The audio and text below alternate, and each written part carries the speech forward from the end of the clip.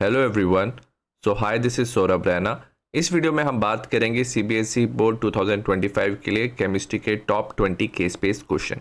इसमें मैंने हर एक चैप्टर के 2 important case based question include किए हैं। बोर्ड एग्जाम से पहले ये सारे क्वेश्चन पढ़ लेना। इसका पीडीएफ आपको मेरे टेलीग्राम पे मिल जाएगा। सबसे पहले हम सोल्यूशन के क्वेश्चन की बात करेंगे। फर्स्ट केस बेस्ड क्वेश्चन है, जो हीना है वो इन्वेस्टिगेट कर रही है melting point of different salt solution. She make a salt solution using 10 ml of water. उसने 10 ml वाटर लिया, साथ में उसने NaCl का सॉल्ट लिया। अब ये जो सॉल्ट सोल्यूशन था ना, उसने फ्रीजर में डाला और उसे लीव कर दिया ताकि वो फ्रीज हो पाए। She takes the frozen salt solution. जो फ्रोजन सॉल्ट सोल्यूशन था उसने फ्रीजर से बाहर लिया और उसने टेम्परेचर मेजर किया। When the frozen salt solution melt she repeat each experiment. तो उसने क्या किया, डिफरेंट डिफरेंट कंसंट्रेशन लिया। NaCl का 0.3 ग्राम, 0.4, 0.5, 0.6, 0.81 और उसने डिफरेंट डिफरेंट मेल्टिंग पॉइंट दो बार नोट डाउन किया। Assuming the melting point of your water is 0 degree Celsius, answer the following question. एक क्वेश्चन है, one temperature in the second set of the result does not fit the pattern, which temperature is that, justify your answer। ठीक है, अगर हम table को देखेंगे, ठीक है, इन्होंने बोला जो सेकंड सेट है इसमें एक जो है वो मैच नहीं कर रहा है। हमें बताना है, हमें कैसे पता कि वो इनकरेक्ट है। ठीक है, पहले में दोनों में आ रहा है -1.9 -1.9, तो ये करेक्ट है। सेकंड में -2.5 -2.6, तो अराउंड पास ही है। थर्ड में -3 है और यहाँ पे -5.5 है, तो यहाँ पे आपको क्या दिख रहा है, सेकंड रीडिंग में यहाँ पे प्रॉब्लम है, तो डिविएशन यहाँ पे आ रहा है। फोर्थ में अगेन क्या हो रहा है, -3.8 -3.8, तो इससे हमें पता चलता है जो ये थर्ड सीरीज है इसका सेकंड में क्या है, रीडिंग में प्रॉब्लम है। ठीक है, तो उसके अगले वाले में क्या हो रहा है, डिप्रेशन इन फ्रीजिंग पॉइंट कम हो रहा है, बट सॉल्ट कंसंट्रेशन नेक्स्ट में इंक्रीज हो रहा है, तो डिप्रेशन ऑफ फ्रीजिंग पॉइंट और ज्यादा होना चाहिए था। तो ये थर्ड का जो बी वाला पोर्शन है वो हमारा इनकरेक्ट रीडिंग है। बी पार्ट है, why did Heena collect 2 sets of result. Heena ने 2 सेट्स ऑफ रिजल्ट इसलिए कलेक्ट किए ताकि वो अवॉइड कर पाए एरर इन डेटा। ठीक है, अगर कोई भी डेटा में एरर हुआ, जैसे हमने देखा थर्ड में सेकंड रीडिंग में एरर हुआ था, तो उसको डिटेक्ट करने के लिए उसने 2 रीडिंग्स लिए। सी पार्ट है, in place of NaCl if Heena had use glucose. अगर NaCl की जगह ग्लूकोज यूज किया होता, what would have been the melting point. तो हमें मेल्टिंग पॉइंट बताना है ग्लूकोज का 0.6 ग्राम। तो अगर हमने 0.6 ग्राम NaCl की जगह 0.6 ग्राम ग्लूकोज लिया होता तो मेल्टिंग पॉइंट क्या होता। ठीक है, हमें पता है जो डेल्टा TF होता है, डिप्रेशन ऑफ फ्रीजिंग पॉइंट, ये होता है IKF। ठीक है, W2/m2। ठीक है, weight of the solute, molar mass of the solute, weight of the solvent into 1000। ठीक है, सबसे पहले डेल्टा TF ना हम ग्लूकोज का ले लेंगे। ठीक है, ये हो जाएगा डेल्टा TF हमें फाइंड करना है। आई का वैल्यू, जो ग्लूकोज है वो डिसोसिएट नहीं करता, तो इसका आई का वैल्यू 1 होता है। डेल्टा KF को डेल्टा KF लिखेंगे। वेट कितना दिया है, 0.6 ग्राम। ग्लूकोज के मोलर मास की बात करेंगे, ग्लूकोज होता है हमारा C6H12O6। कार्बन का वेट होता है 12 × 6, हाइड्रोजन होता है 12 × 1, ऑक्सीजन होता है 16 × 6, तो ओवरऑल ये आ जाएगा हमारा 180। तो ये 180 हो जाएगा। और हमने पता था, हमने वाटर कितना लिया था, 10 ml, तो 10 ml की जगह हम इसे 10 ग्राम्स भी लिख सकते हैं। ठीक है, तो ये ग्लूकोज का आ जाएगा। डेल्टा TF अगर हम NaCl की बात करें, ठीक है, ये हमें पीछे वैल्यू दिया हुआ है। ठीक है, जब 0.6 ग्राम NaCl होगा, तो 0.6 ग्राम जब NaCl था तो डिप्रेशन ऑफ फ्रीजिंग पॉइंट था 3.8। ठीक है, तो हम इसे लिख सकते हैं। तो डेल्टा TF NaCl का कितना हो जाएगा, 3.8 होगा, इसलिए लिखेंगे। अब ये डिसोसिएट करता है NaCl, तो 2 आयन प्रोड्यूस करता है, तो I का वैल्यू 2 होगा, तो ट्वाइस इंटू KF 0.6। NaCl के वेट की बात करेंगे, सोडियम का होता है 23 और क्लोरीन का होता है 35.5, तो ये हो जाएगा 58.5, नीचे आ जाएगा 58.5, 10 ऊपर आ जाएगा 1000। इसको इससे डिवाइड कर लेंगे तो हमारा आंसर आ जाएगा डेल्टा TF आ जाएगा। ठीक है, नीचे आ जाएगा 3.8, ऊपर आ जाएगा 58.5, नीचे 2 × 180। डेल्टा TF हमारा कैलकुलेशन के बाद हो जाएगा 0.62। ठीक है, नॉर्मल वाटर का मेल्टिंग पॉइंट होता है 0 डिग्री सेल्सियस। हमें क्या पूछा था, मेल्टिंग पॉइंट बताना है ग्लूकोज का, तो मेल्टिंग पॉइंट डिक्रीज हो गया हमारा, 0 से कितना डिक्रीज हुआ है, 0.62, 0.62, तो अभी मेल्टिंग पॉइंट हो चुका है -0.62 डिग्री सेल्सियस। ये हमारा करेक्ट आंसर है। और वाला क्वेश्चन है, what is predicted melting point if 1.2 gram of salt is added to 10 ml of water, justify your answer. ठीक है, हमें पता है जो डेल्टा TF होता है that is directly proportional to the molality. ये आपको याद रखना है कि वो डायरेक्टली प्रोपोर्शनल होता है मोलैलिटी के कितना और कितना मास ऑफ द हमने सॉल्ट लिया है। ठीक है, अगर हम इस टेबल की बात करें, हमें क्या दिया हुआ है, 0.3 का दिया हुआ है, 0.6 का दिया हुआ है। तो इन दोनों रीडिंग को ले लेते हैं। 0.3 में 1.9 था और 0.6 में 3.8 था। ठीक है, तो ये ले लेते हैं। जब हमने सॉल्ट लिया था 0.3, तो टेम्परेचर कितना कम हुआ था, 1.9 डिग्री सेल्सियस। तो हमने 0.6 लिया था तो ये डिक्रीज हुआ 3.8 डिग्री सेल्सियस। तो आप देख रहे हो, तो जैसे आपने क्या किया, सॉल्ट का कंसंट्रेशन डबल कर लिया, तो ये भी क्या हो रहा है, डबल क्या हो रहा है, डिक्रीज हो रहा है। तो सिमिलरली अगर हम 0.6 से क्या ले लेते हैं, 1.2 ले लेते हैं, फिर से हम डबल कर लेते हैं, तो जो डिप्रेशन होगा वो भी क्या हो जाएगा, डबल हो जाएगा। तो 3.8 इंटू हम क्या करेंगे, 2 करेंगे, तो हमारा आंसर आ जाएगा 7.6 डिग्री सेल्सियस। तो इतना जो मेल्टिंग पॉइंट है वो डिक्रीज होगा। तो अब हमारा मेल्टिंग पॉइंट हो जाएगा -7.6 डिग्री सेल्सियस। सेकेंड है, एन आइडियल सोल्यूशन में be define as the solution. वो ऐसा सोल्यूशन होता है जो ओबे करता है Raoult's law exactly over the entire range of concentration. The solution for which the vapour pressure is higher और लोअर, अगर वेपर प्रेशर हायर या लोअर है तो उसे हम नॉन आइडियल सोल्यूशन कहेंगे। उसमें पॉजिटिव या नेगेटिव डिविएशन हो सकता है, वो डिपेंड करता है ए बी की इंटरेक्शन जो है वो स्ट्रॉन्गर और वीकर है then the A and B interaction. First question है, what type of solution is formed when chloroform is mixed with acetone. 1 marks का क्वेश्चन है। ठीक है, हम क्लोरोफॉर्म लेंगे। ठीक है, हमने इसे मिक्स किया है एसीटोन के साथ। एसीटोन होता है हमारा HC3, यहां पे क्लोरीन जुड़े हुए हैं। अब इसमें क्या होता है, याद रखना, ऑक्सीजन और हाइड्रोजन के बीच में क्या हो जाता है, there is formation of hydrogen bond. As a result क्या होता है, जो ए बी इंटरेक्शन है वो स्ट्रॉन्गर हो जाते हैं ए एंड बी इंटरेक्शन। ठीक है, so intermolecular force of attraction stronger होता है और इसमें ना नेगेटिव डिविएशन शो होता है। ठीक है, तो इस तरह का सॉल्यूशन नेगेटिव डिविएशन शो करेगा। सेकंड क्वेश्चन है, what is the sign of delta H and delta V for solution with positive deviation from ideal behaviour. जो डेल्टा H होता है ना, जब पॉजिटिव डिविएशन आता है ना, तो ये एक एंडोथर्मिक प्रोसेस है, तो डेल्टा H क्या होता है, पॉजिटिव होता है। और वेयर एज जो डेल्टा V है ओवरऑल क्या होता है, जो वॉल्यूम है वो भी इंक्रीज होता है, तो ये भी पॉजिटिव हो जाता है। क्वेश्चन थर्ड है, name 2 factor on which vapour pressure of a liquid depends. 1 marks का क्वेश्चन है। अगर हम वेपर प्रेशर की बात करें ना, ये डिपेंड करता है नेचर ऑफ द लिक्विड। जो लिक्विड है वो ज्यादा वोलेटाइल है, कम वोलेटाइल है, तो उसके नेचर पे डिपेंड करेगा। और साथ में डिपेंड करेगा टेम्परेचर पे। अगर टेम्परेचर ज्यादा हुआ तो क्या होता है, वेपर प्रेशर भी ज्यादा होता है। फोर्थ है, with suitable diagram and appropriate example explain a non ideal solution with negative deviation. 2 marks का क्वेश्चन है। ठीक है, अगर हम बात करें ना नॉन आइडियल सोल्यूशन की, एक एग्जांपल की बात करेंगे, तो इसमें हमने अभी बात किया था एक क्लोरोफॉर्म प्लस क्या ले सकते हैं हम, एसीटोन ले सकते हैं, और आप ले सकते हो जैसे फिनोल प्लस एनिलीन। ठीक है, आप इन दोनों में से कुछ भी ले सकते हो।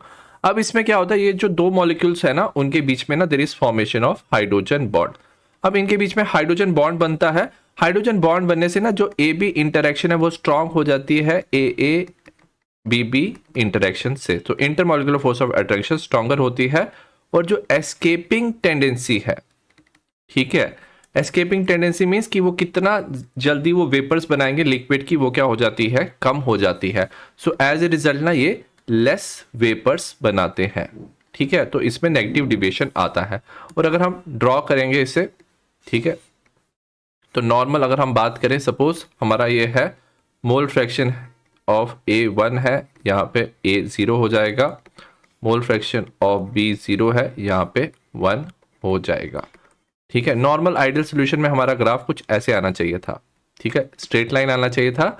बट अगर आपका क्या है, नॉन आइडियल सोल्यूशन है, तो ग्राफ आपका कैसे आएगा, आपका नीचे की तरफ कर्व आएगा। तो आपका कुछ ऐसा ग्राफ आपको मिलेगा in case of non ideal solution with negative deviation. Question number 3 electrochemistry से है, राहुल ने सेटअप किया एक्सपेरिमेंट ताकि वो फाइंड कर पाए resistance of KCl solution of different concentration at 298 kelvin using conductivity cell connected to Wheatstone bridge. He fed the Wheatstone bridge में उसने AC पावर लगाया। ऑडियो फ्रीक्वेंसी थी उसमें 550 to 5000 cycle per second. When the resistance calculated from the null point, जब null point आया उससे उसने resistance calculate कर लिया और उसने कैलकुलेट किया कंडक्टिविटी एंड मोलर कंडक्टिविटी और उसे टेबुलर फॉर्म में बनाया। तो ये टेबुलर फॉर्म है, ये डिफरेंट कंसंट्रेशन है, एक कंडक्टिविटी है और ये मोलर कंडक्टिविटी है। नेक्स्ट है answer the following question. A है why does molar conductivity increases though the conductivity decreases with dilution. सबसे पहले जब हम डाइल्यूशन करते हैं ना, डाइल्यूशन का मतलब क्या है, हम वाटर ऐड करते हैं। सबसे पहले हम बात करेंगे कंडक्टिविटी की, ठीक है। डाइल्यूशन से क्या होता है, हमें पता है कंडक्टिविटी ना कंडक्टेंस के इक्वल होता है जब हम पर यूनिट वॉल्यूम लेते हैं। तो नंबर ऑफ जो आयंस होते हैं ना पर यूनिट वॉल्यूम क्या होते हैं, डिक्रीज हो जाते हैं जब आप क्या करते हो, वाटर ऐड करते हो। सो एज ए रिजल्ट जो कंडक्टिविटी है वो भी क्या हो जाती है, डिक्रीज हो जाती है। वेयर एज अगर हम बात करेंगे मोलर कंडक्टिविटी की, ठीक है, मोलर कंडक्टिविटी में हम क्या लेते हैं, उसमें हम 1 मोल ऑफ इलेक्ट्रोलाइट लेते हैं, ठीक है। तो नंबर ऑफ आयंस जो है यहां पे इलेक्ट्रोलाइट की वो क्या रहती है, कांस्टेंट रहती है और साथ में हम क्या कर रहे हैं, वॉल्यूम इंक्रीज कर रहे हैं, हम वाटर ऐड कर रहे हैं। अब एज ए रिजल्ट क्या होता है, जो आयन आयन इंटरेक्शन है, पॉजिटिव और नेगेटिव आयन के बीच में इंटरेक्शन होती है वो कम हो जाती है क्योंकि आयंस दूर दूर जाता है, वॉल्यूम इंक्रीज हो रहा है। So as a result ions freely move कर पाता है और मोलर कंडक्टिविटी जो है वो इंक्रीज होती है विद डाइल्यूशन। बी पार्ट है if limiting molar conductivity of KCl, तो हमें लैम्डा नॉट m दिया हुआ है, KCl का limiting molar conductivity 150 semen centimetre square पर मोल। हमें कैलकुलेट करना degree of dissociation of 0.01 molar KCl, ठीक है। हम सबसे पहले ना, हमें पीछे टेबल दिया हुआ है उससे हम मोलर कंडक्टिविटी फाइंड करेंगे KCl की। हमें कंसंट्रेशन कितना दिया, 0.01। तो अगर हम यहाँ पे देखेंगे 0.01 तो हमारा मोलर कंडक्टिविटी होगा 141। तो इसे हम लिख लेंगे तो हमारा यहाँ पे हो जाएगा 141 सीमन सेंटीमीटर स्क्वायर पर मोल, ठीक है।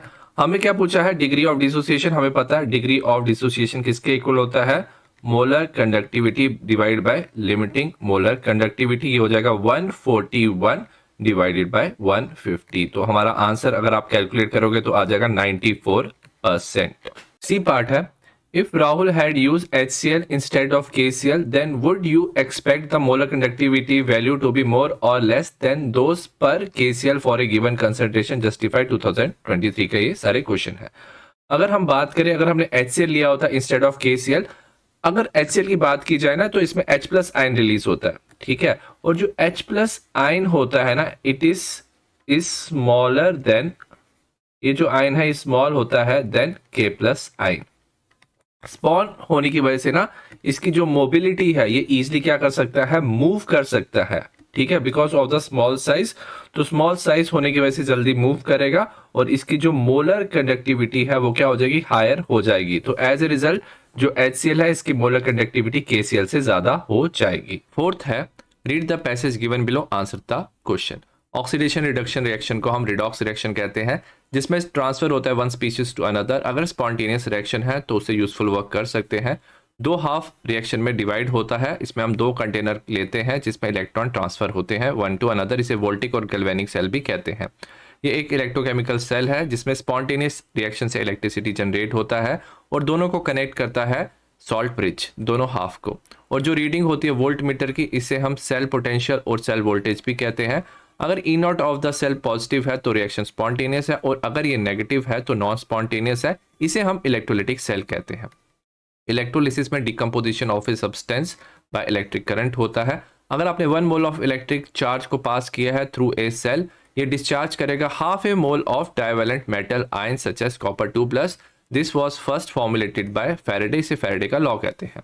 अब जो कंडक्टेंस ऑफ मटेरियल है is the property of the material, ये प्रॉपर्टी होती है मटेरियल की which allow the flow of ions through it, thus conduct electricity.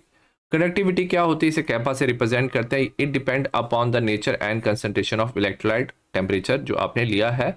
एक कॉमन टर्म मोलर कंडक्टिविटी भी हम यूज करते हैं it is the conductance of volume of solution containing 1 mole of electrolyte होना चाहिए दो इलेक्ट्रोड्स के बीच में, unit area of cross section होना चाहिए and distance of unit length होना चाहिए।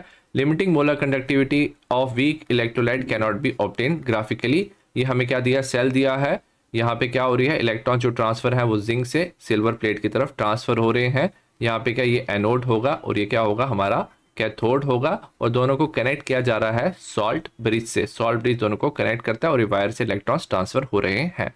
ए पार्ट है, is silver plate the anode और कैथोड। हमने अभी देखा था सिल्वर प्लेट क्या होगा, कैथोड होगा। अगर हम रिएक्शन की बात करें ना, तो एट एनोड क्या होगा, ठीक है, हमने सेल देखा था। सो एट एनोड क्या होगा, जो जिंक है वो कन्वर्ट होगा Zn2 प्लस 2 इलेक्ट्रॉन में। और अगर हम बात करें कैथोड की, कैथोड में क्या होगा, जो Ag प्लस है वो गेन करेगा एक electron, result in formation of Ag। ठीक है, तो ये जो सिल्वर प्लेट है ये कैथोड की तरह काम करेगा। सेकेंड है, what will happen if the salt bridge is remove. ये बी क्वेश्चन है। ठीक है, जो सॉल्ट ब्रिज है ना वो क्या करता है, मेंटेन करता है। ठीक है, अगर हम सेल की बात करें, ये सेल में इलेक्ट्रिकल न्यूट्रलिटी मेंटेन करता है। ठीक है, सेल को इलेक्ट्रिकली न्यूट्रल रखता है और साथ में ना ये कंप्लीट करता है सर्किट को। ठीक है, और अगर आपने सॉल्ट ब्रिज को क्या कर दिया, रिमूव कर दिया, तो यहां पे नो करंट विल फ्लो, तो करंट का जो फ्लो है वो क्या हो जाएगा, स्टॉप हो जाएगा। ठीक है, सी पार्ट है, when does electrochemical cell behave like an electrolytic cell. जो इलेक्ट्रोकेमिकल सेल है वो इलेक्ट्रोलिटिक सेल में तब बिहेव करता है जब एक्सटर्नल जो पोटेंशियल होता है, ठीक है, सपोज आपने एक्सटर्नल वोल्टेज लिया और एक्सटर्नल पोटेंशियल लिया है इससे, और ये जो है ये ग्रेटर है then the E not of the cell. So as a result क्या होता है, जो डायरेक्शन ऑफ इलेक्ट्रॉन है वो क्या हो जाता है, रिवर्स हो जाता है, और उस सेल को हम इलेक्ट्रोलिटिक सेल कहते हैं। डी का फर्स्ट पार्ट है, what will happen to the concentration of Zn2 plus and Ag plus when E cell become equal to 0। ठीक है, जब E सेल जो है वो 0 के इक्वल होगा ना, तो याद रखना इसमें क्या आ चुका है, इक्विलिब्रियम आ चुका है। ठीक है, जब कोई करंट फ्लो नहीं करता, इक्विलिब्रियम आ चुका है, और जो कंसंट्रेशन होता है ना Zn एंड Ag प्लस का, ठीक है, इनकी जो कंसंट्रेशन होगी वो क्या हो जाएगी, कंसंट्रेशन जो है वो कांस्टेंट हो जाएगा जब there is no flow of current. Next है, why does conductivity of a solution decreases with dilution. अभी हमने बात किया था जो कंडक्टिविटी है वो क्या हो जाती है, डिक्रीज हो जाती है। ठीक है, विद डाइल्यूशन। ऐसा इसलिए होता है क्योंकि जब आप वाटर ऐड करते हो, जो नंबर ऑफ आयंस है, ठीक है, number of ions per unit volume क्या होता है, वो डिक्रीज होता है, एज ए रिजल्ट कंडक्टिविटी भी डिक्रीज होती है।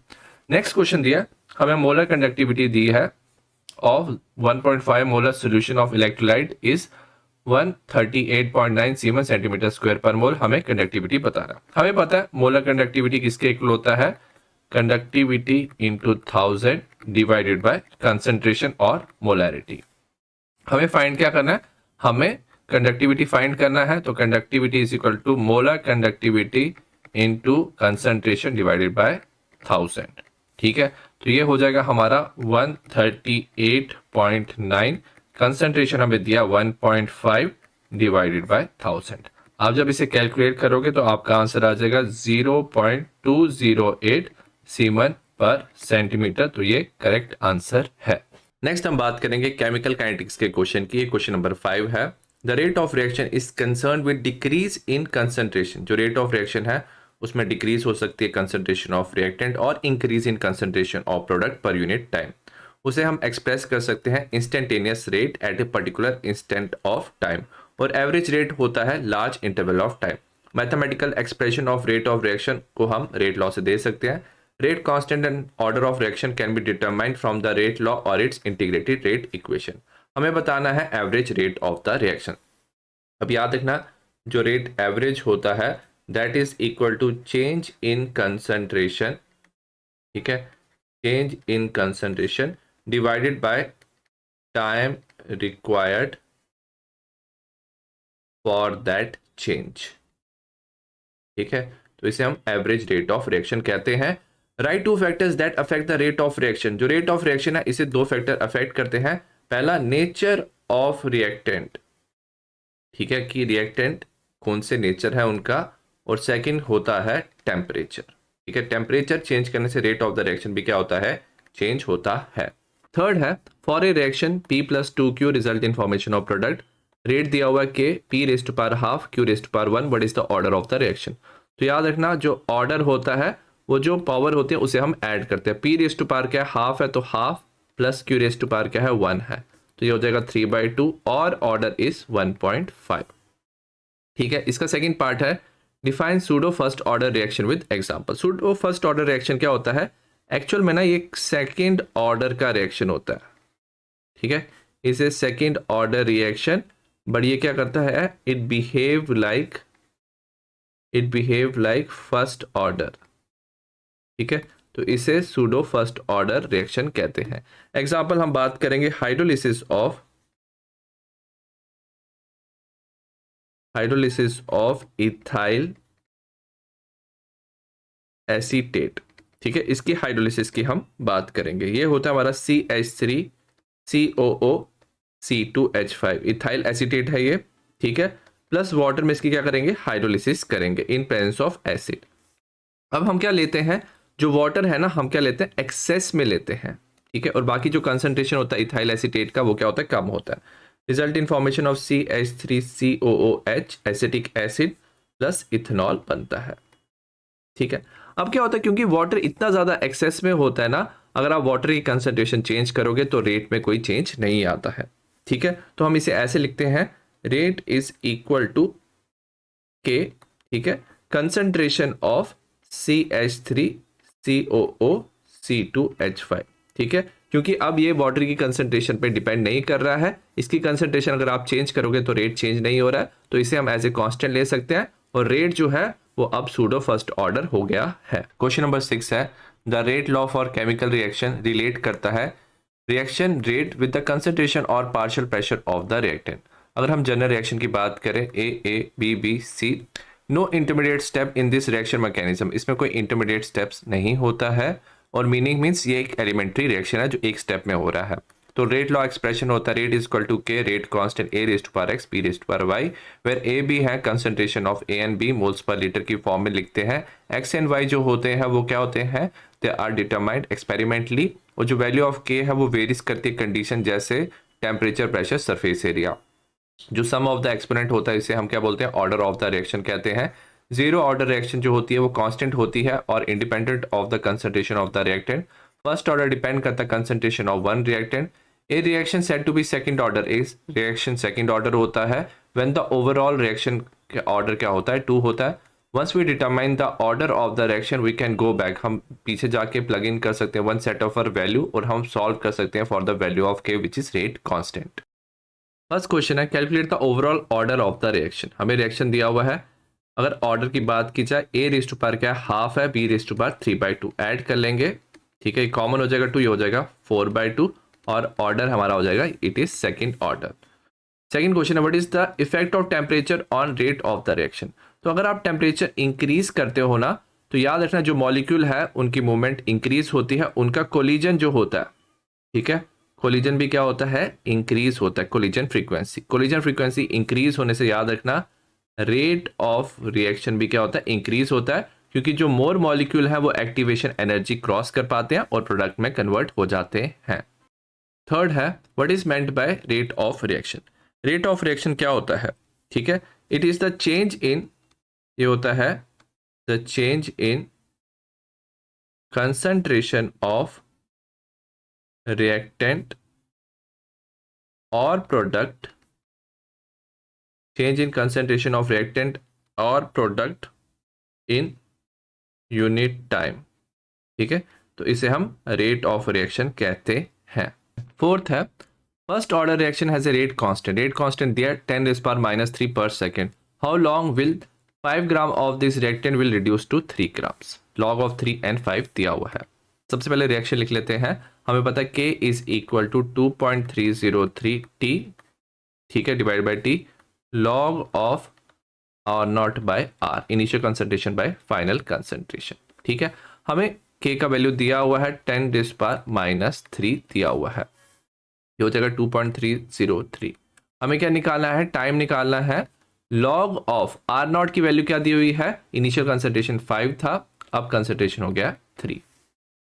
ठीक है, हम टाइम को उस तरफ ले जाते हैं, इसे लिख देंगे 2.303 डिवाइडेड बाय 10⁻³ अब लॉग ऑफ 5 डिवाइड बाय जो 3 होता है इसे हम ऐसे भी लिख सकते हैं, log of 5 minus of log of 3। ठीक है, इसको ब्रैकेट में लिख लेंगे, तो टाइम जो होगा दैट इज इक्वल टू, इसे लिख लेंगे ऊपर ले जाएंगे 2.303 10⁻³ log ऑफ 5 कितना होता है, अगर हम कैलकुलेट करें यहाँ पे दिया हुआ है 0.6990, log ऑफ 3 होता है 0.4771। ठीक है, इसे हम सॉल्व कर लेंगे तो ये होता है 2.303 इंटू 10⁻³, ये जो वैल्यू आती है ये आती है 0.2219। इसे आप कैलकुलेट कर लोगे तो आपका आंसर आ जाएगा 511 सेकेंड। तो इतने टाइम में 5 कंसंट्रेशन 3 ग्राम्स हो गया। क्वेश्चन नंबर 7 की बात करेंगे, ये डी ब्लॉक एलिमेंट का क्वेश्चन है। Potassium dichromate act as a strong oxidising agent in acidic medium when heated with a metal chloride and concentrated sulphuric acid, ये ऑरेंज रेड फ्यूम्स देता है। On passing this fume through the sodium hydroxide, ये yellow precipitate of Na2CrO4 देता है। This acidified yellow solution gives yellow precipitate of PbCrO4 with lead acetate. हमें following equation बताना है। सबसे पहले oxidation state of chromium in potassium dichromate. Potassium dichromate होता है K2Cr2O7। हमें पता है पोटेशियम का ऑक्सीडेशन नंबर क्या होता है, 1 होता है इंटू 2, 2 है। क्रोमियम को हम ले लेंगे 2x, ऑक्सीजन का -2 इंटू 7 इज इक्वल टू 0, ये हो जाएगा 2 + 2x -14। इसे इस तरफ ले जाएंगे, माइनस हो जाएगा, ये हो जाएगा 2x इज इक्वल टू 12 और x इज इक्वल टू +6। तो यहाँ पे क्रोमियम का ऑक्सीडेशन नंबर +6 होगा। बी है orange colour of dichromate ion changes to yellow when treated with an alkali. ठीक है, अगर हम डाइक्रोमेट आयन लेते हैं ना Cr2O7 2 नेगेटिव, और उसे ना हम अल्कली में लेते हैं OH नेगेटिव में, इससे हमारा बन जाता है chromate ion which is 2CrO4 2 negative plus H2O, और जो ये क्रोमेट आयन होता है ना इसका कलर क्या होता है, येलो होता है। तो एज ए रिजल्ट हमारा ऑरेंज कलर येलो कलर में कन्वर्ट हो जाएगा। सी है draw the structure of dichromate ion. Dichromate ion का हम स्ट्रक्चर बनाएंगे। ठीक है, तो हम कैसे बना सकते हैं स्ट्रक्चर, हम बनाएंगे Cr क्रोमियम है, डाइक्रोमेट आयन होता है Cr2O7 2 नेगेटिव। ठीक है, एक तरफ क्या होता है, दोनों ऑक्सीजन से कंबाइन होते हैं। ठीक है, एक तरफ क्या होगा, डबल बॉन्ड होगा with oxygen, double bond with oxygen and single bond with oxygen, तो इस ऑक्सीजन पे नेगेटिव चार्ज होगा। और यहाँ पे भी क्या होगा, double bond with oxygen, double bond with oxygen और एक सिंगल बॉन्ड होगा विद ऑक्सीजन, यहाँ पे नेगेटिव चार्ज होगा। और ये हमारा बन जाएगा डाइक्रोमेट आयन का structure which is Cr2O7 2 negative.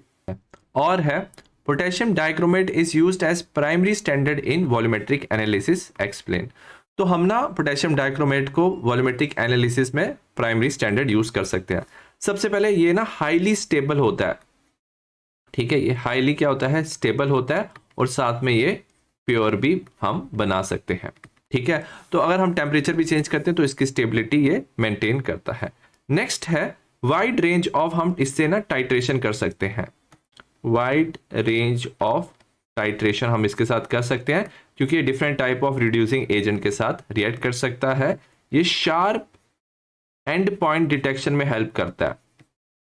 ठीक है, क्योंकि जब हम इसे यूज कर रहे होते हैं तो कलर जो चेंज होता है वो बिल्कुल शार्प होता है, तो हम इसे शार्प एंड पॉइंट डिटेक्शन कर सकते हैं। और साथ में ये नॉन हाइग्रोस्कोपिक होता है, मतलब ये मॉइस्चर को एब्जॉर्ब नहीं करता, एज ए रिजल्ट ये अपनी कंसंट्रेशन को मेंटेन कर सकता है। क्वेश्चन नंबर 8 है read the following and answer the question that follows from 1 to 4 given below. General electronic configuration है transition metal n-1d 1 to 10 ns 1 to 2। जो n है वो आउटर मोस्ट शेल रिप्रेजेंट करता है जिसमें 1 और 2 इलेक्ट्रॉन हो सकते हैं, वेरस n-1 जो है वो इनर डी ऑर्बिटल रिप्रेजेंट करता है जिसमें 1 से 10 इलेक्ट्रॉन हो सकते हैं। ट्रांजिशन एलिमेंट्स ना metallic property, high tensile strength, ductility, malleability, lustre show करता है except zinc, cadmium, mercury and manganese जिसमें कुछ मेटेलिक स्ट्रक्चर होता है at normal temperature. Transition metal में great variety of oxidation state होता है except few elements. The element which give the highest number of oxidation state middle of the series होता है, और स्टेबिलिटी होती है higher oxidation state increases in the group from top to the bottom due to increase in the distance from the outer most shell. First है why are Mn2 plus compounds are more stable than Fe2 plus toward oxidation to their +3 state.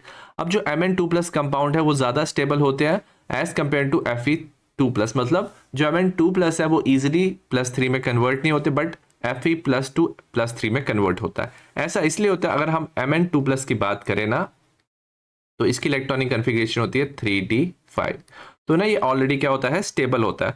Virus अगर हम बात करें Fe2 plus की, ये क्या होता है 3d6 होता है।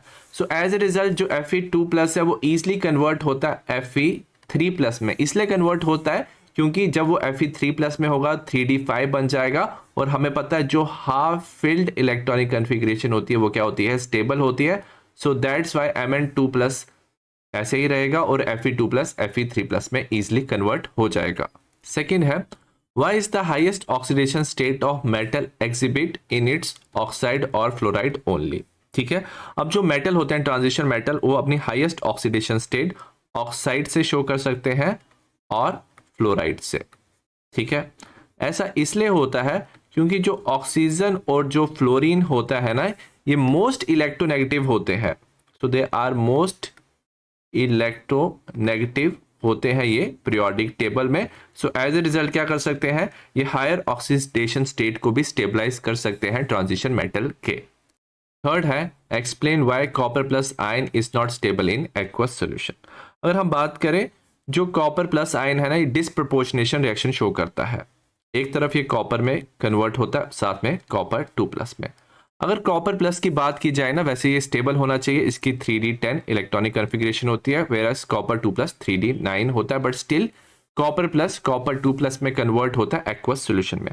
ऐसा इसलिए होता है जब ये कॉपर 2 प्लस में कन्वर्ट होता है ना तो इसकी जो हाइड्रेशन इंथैल्पी होती है ना, ठीक है, हाइड्रेशन इंथैल्पी ऑफ जो कॉपर 2 प्लस होती है वो काफी ज्यादा क्या होती है, हाई होती है।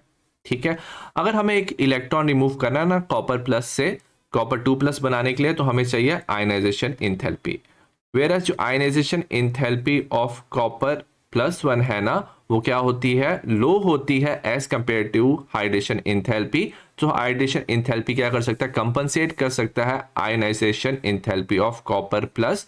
सो एज ए रिजल्ट ये कॉपर 2 प्लस की फॉर्म में कन्वर्ट हो सकता है। फोर्थ है which metal in the first series of transition metal exhibit +1 oxidation state most frequently and Y.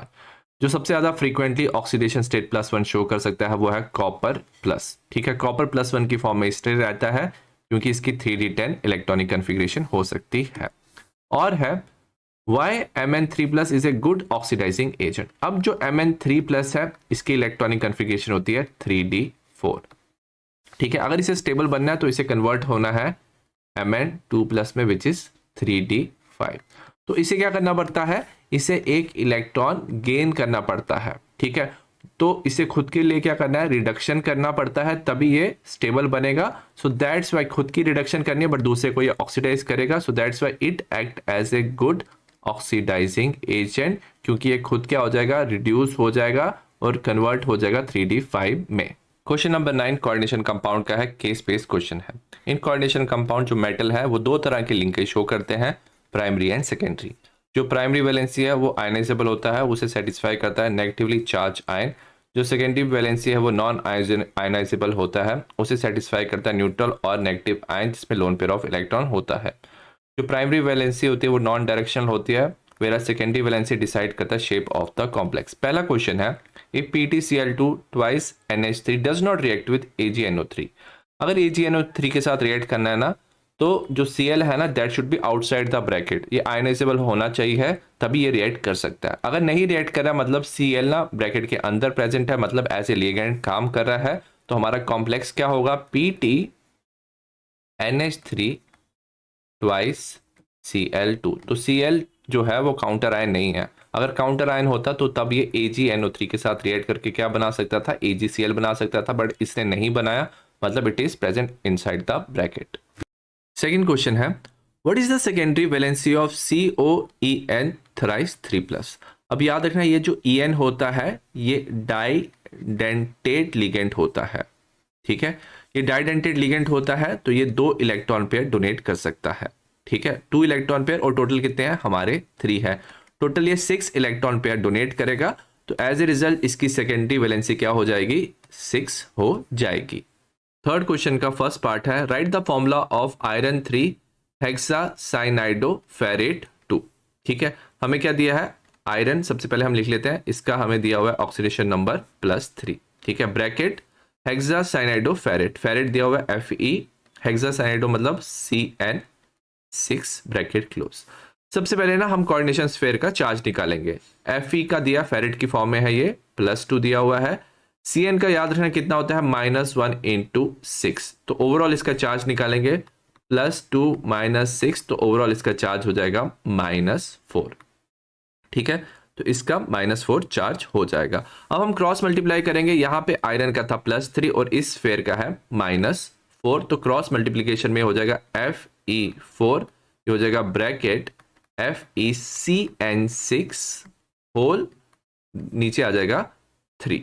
Second है write the IUPAC name of CONH35Cl Cl2, ठीक है। हमें दिया हुआ है CONH35Cl Cl2।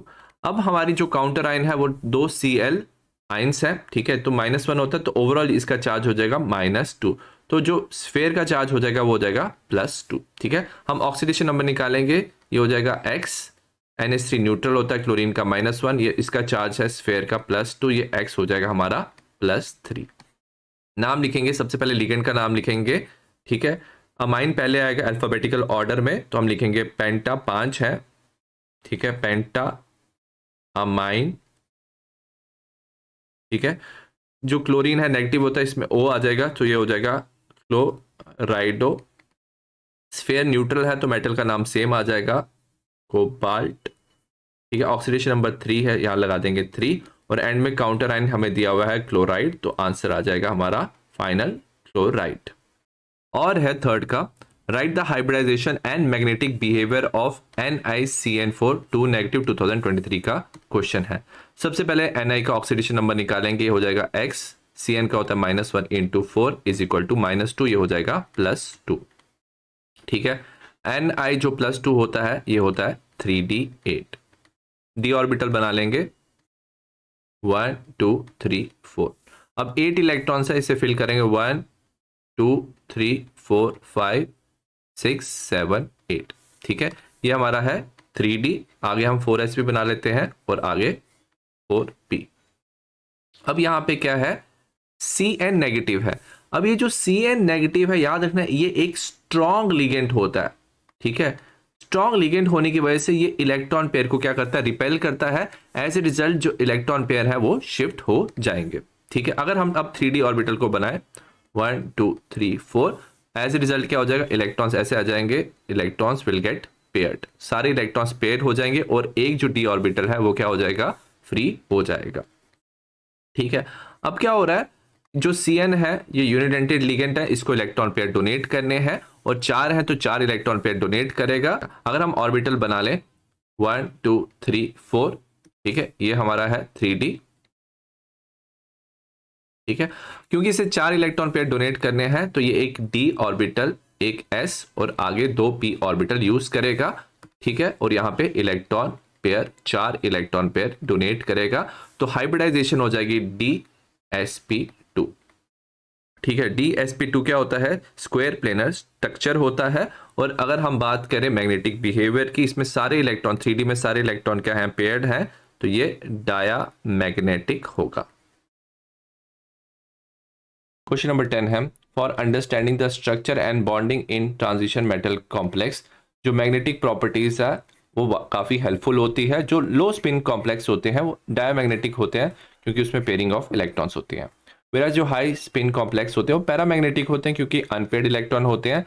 अगर large number of unpaired electron है तो पैरामैग्नेटिज्म भी ज़्यादा होता है और इसे हम बता सकते हैं मैग्नेटिक मोमेंट से, जिसका फॉर्मूला होता है μ = √n n + 2। ये बोहर मैग्नेट्रॉन होता है n बताता है number of unpaired electron, greater number of unpaired electron more will be the magnetic moment. Answer the following question, COF63 negative is paramagnetic but CONH363 plus is diamagnetic complex Y.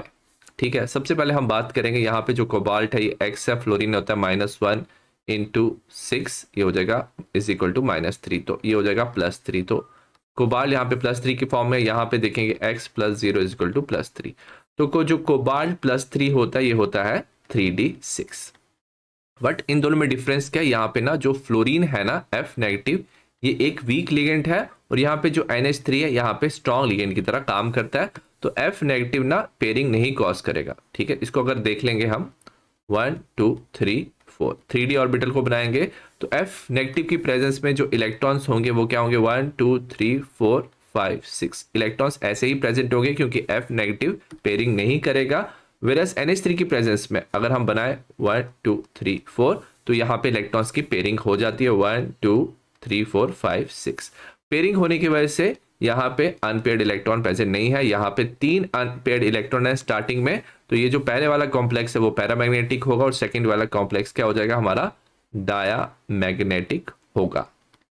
एक और है, What are T2G EG orbital in octahedral complex and T2E in tetrahedral complex? तो याद रखना जब हम क्या बात करते हैं, क्रिस्टल फील्ड स्प्लिटिंग की बात करते हैं, तो जो 5 T ऑर्बिटल होते हैं 1 2 3 4 5 वो क्या करते हैं, स्प्लिट होते हैं। अगर हम ऑक्टाहेड्रल की पहले बात करें, ठीक है, if we talk about octahedral, तो ये कैसे स्प्लिट होता है, नीचे बन जाता है T2G, ठीक है, 3 T2G बनते हैं और ऊपर बन जाते हैं EG। ठीक है, नीचे 2 T2G के ऑर्बिटल होते हैं और ऊपर EG के होते हैं। T2G में आता है DXY, DYZ एंड DXZ, और ऊपर वाले जो ऑर्बिटल होते हैं वो होता है DX2 Y2 DZ2। इसमें क्या होता है, जो ना लिगेंड आते हैं ना वो एक्सिस की तरफ से आते हैं। ठीक है, जैसे XYZ एक्सिस की तरफ से आते हैं, सो that's Y DX2 minus Y2 और DZ2 की ज़्यादा एनर्जी हो जाती है, तो स्प्लिटिंग हो जाती है, और इसकी जो डिफरेंस ऑफ एनर्जी है इसे हम डेल्टा नॉट लिखते हैं। वेरएस टेट्राहेड्रल कॉम्प्लेक्स में ना जो लिगेंड्स आते हैं वो ना बिटवीन द एक्सिस आते हैं, सो एज ए रिजल्ट क्या होता है, वो भी स्प्लिट हो जाता है, एक E में और दूसरे को हम बोलते हैं T2 ऑर्बिटल में। ठीक है, अब जो E है इसमें क्या होता है, हमारे 2 होते हैं ऑर्बिटल्स, होता है DX2 Y2 एंड DZ2, और T2 में 3 ऑर्बिटल्स होते हैं। ठीक है, ये होता है DXY DYZ एंड DXZ। ठीक है, इसकी भी स्प्लिटिंग होती है। अब क्या होता है, जो इलेक्ट्रॉन्स हैं वो बिटवीन द एक्सिस आते हैं, सो that's Y DXY DYZ and DXZ की ज़्यादा एनर्जी होती है, और इन दोनों का जो डिफरेंस होता है इसे हम डेल्टा T से रिप्रेजेंट करते हैं। बी है, what is the geometry of the compound PTNH2Cl2। ठीक है, अगर हम इसकी स्ट्रक्चर बनाए ये ऐसे बनता है, अगर NH3 एक तरफ है, ठीक है, और Cl क्या होगा, एक तरफ होगा, तो ये हमारा क्या बन जाता है, सिस फॉर्म बन सकता है। अगर PT, अगर हमने बनानी NH3, इसके अपोजिट NH3 Cl अगर हमने बना लिया तो ये क्या होता है, ट्रांसफॉर्म होता है। तो जो एक्चुअल स्ट्रक्चर होता है ये क्या बना सकता है, स्क्वायर प्लेनर स्ट्रक्चर हो सकता है, और इसके 2 क्या होते हैं, आइसोमर हो सकते हैं। सी है, FeCN6 4 नेगेटिव। अगर हम इसमें ऑक्सीडेशन नंबर फाइंड करें, Fe का ये हो जाएगा x -1 into 6 is equal to -4, so x is equal to +2। Iron +2 की फॉर्म में है, यहाँ पे भी जो आयरन है FeH2O6 2 प्लस में, ये हो जाएगा x + 0 इज इक्वल टू +2, तो +2 होगा। दोनों में आयरन जो है +2 की फॉर्म में है, ये होता है 3d6। ये ना डिफरेंट कलर शो करता है डाइल्यूट सॉल्यूशन में। सबसे पहले इसलिए शो करता है, जो Cn है ना ये एक स्ट्रॉन्ग लिगेंड है। ठीक है, ये स्ट्रॉन्ग लिगेंड होता है, और इसकी जो क्रिस्टल फील्ड स्प्लिटिंग एनर्जी है डेल्टा नॉट है, वो क्या होगा, हाई होगा। वेरास जो वाटर है ना वो एक वीक लिगेंड है। ठीक है, वीक लिगेंड है, और इसकी जो क्रिस्टल फील्ड स्प्लिटिंग एनर्जी होगी वो क्या होगी, कम होगी। जो Cn होगा ये सारे इलेक्ट्रॉन्स को क्या कर देगा, पेयर्ड कर देगा, और जो वाटर है इसके इलेक्ट्रॉन्स क्या रहेंगे, अनपेयर्ड रहेंगे। ठीक है, so because of difference of unpaired electron ये जो कॉम्प्लेक्स है ना, ये दो कॉम्प्लेक्स डिफरेंट कलर शो करेंगे डाइल्यूट सोल्यूशन में। क्वेश्चन नंबर 11 हेलोएल्केन हेलोएरीन से है। न्यूक्लियोफिलिक सब्स्टिट्यूशन रिएक्शन के बारे में बताया है। ये SN1 SN2 होता है। SN1 दो स्टेप में होता है, वेरस SN2 जो है वो सिंगल स्टेप में होता है। फॉर एनी हेलोएल्केन जो मैकेनिज्म फॉलो होता है वो डिपेंड करता है फैक्टर्स में, जैसे structure of haloalkane, properties of leaving group और न्यूक्लियोफिलिक रिएजेंट एंड सॉल्वेंट। अगर सॉल्वेंट की पोलैरिटी की बात करें, जो SN1 रिएक्शन है, जो पोलैरिटी है सिस्टम का इंक्रीज होता है from the reactant to the transition state. जो पोलर सॉल्वेंट है उसका ग्रेटर इफेक्ट होता है ट्रांजिशन स्टेट में। तो अगर पोलर सॉल्वेंट है तो ट्रांजिशन स्टेट में ज़्यादा इफेक्ट होता है, वो रिड्यूस करता है एक्टिवेशन एनर्जी को और फास्ट करता है रिएक्शन को। बट SN2 रिएक्शन में क्या होता है, पोलैरिटी ज़्यादातर चेंज नहीं होती, does not change from the reactant to the transition state, only charge dispersion happen. At this time polar solvent has a greater stability and जो न्यूक्लियोफाइल होता है then the transition state. As a result ना activation energy ना increase हो जाती है और reaction slow down हो जाता है।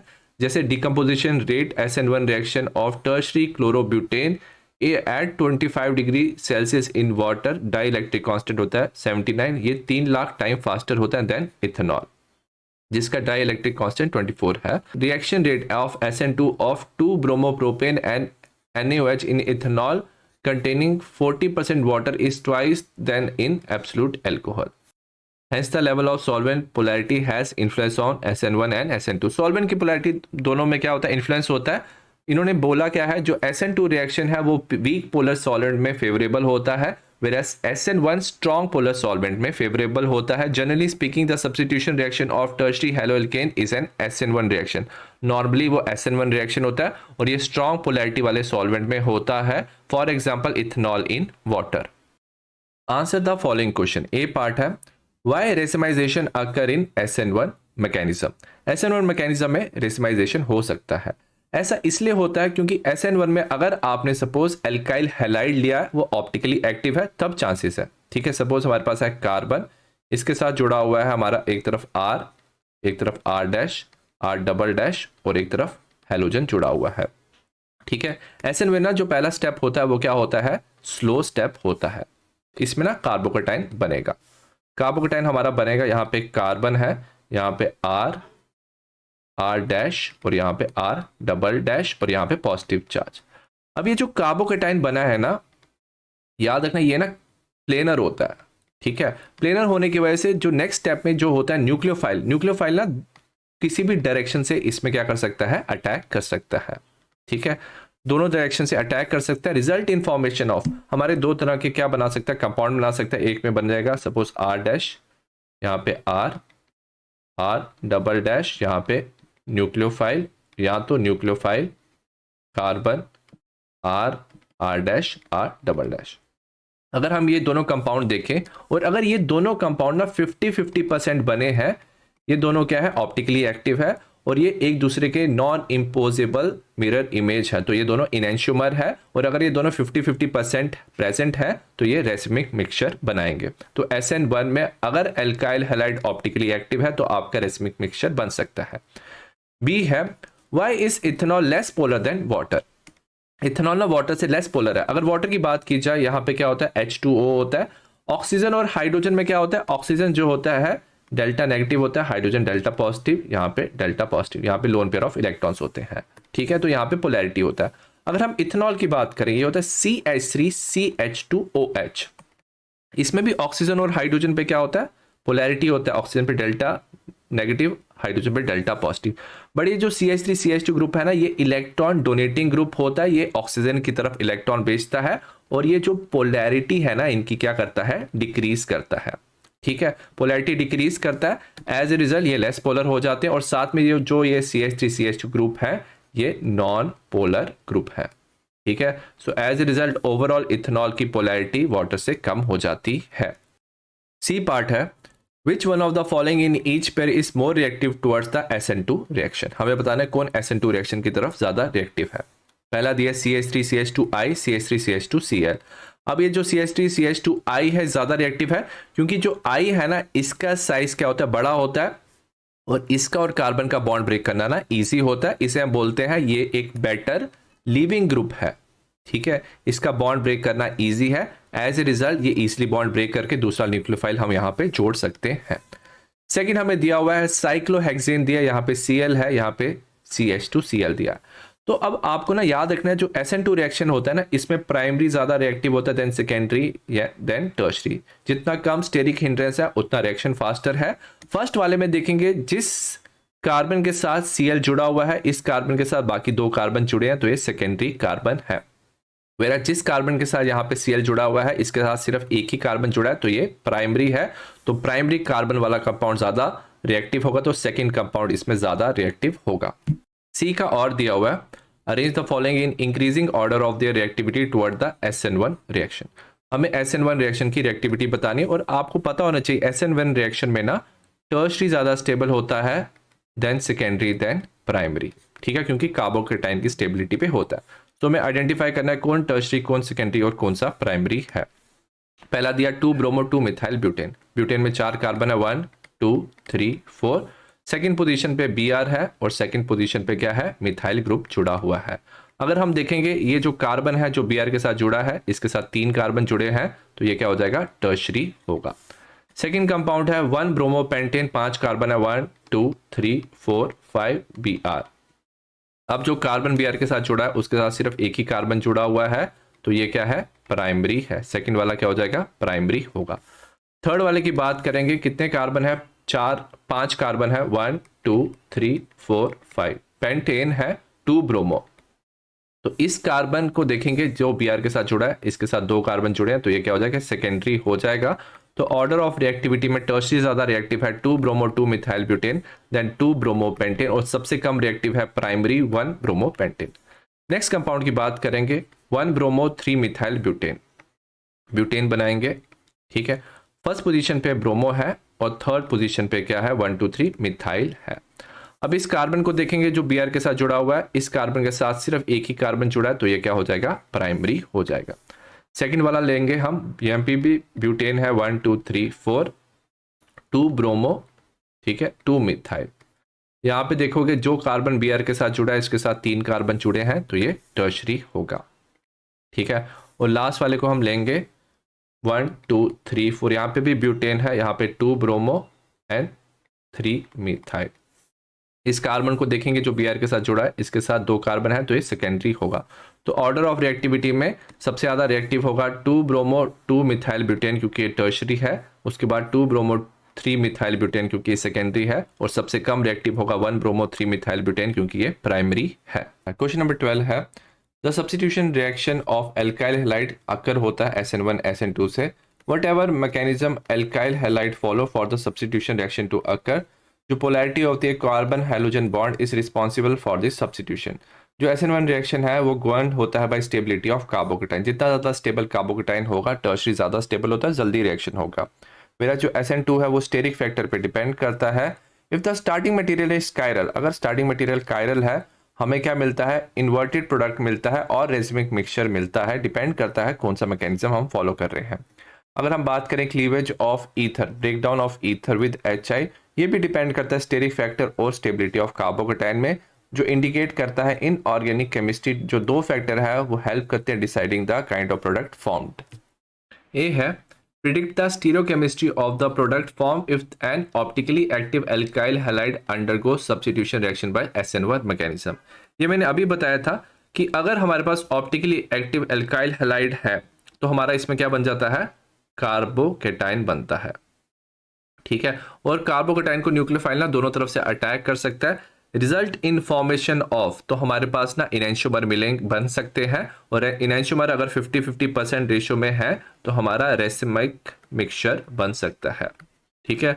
तो इसमें रेसिमाइजेशन होने के चांसेस होते हैं जब आप एल्काइल हैलाइड को SN1 मैकेनिज्म से रिएक्ट करते हो।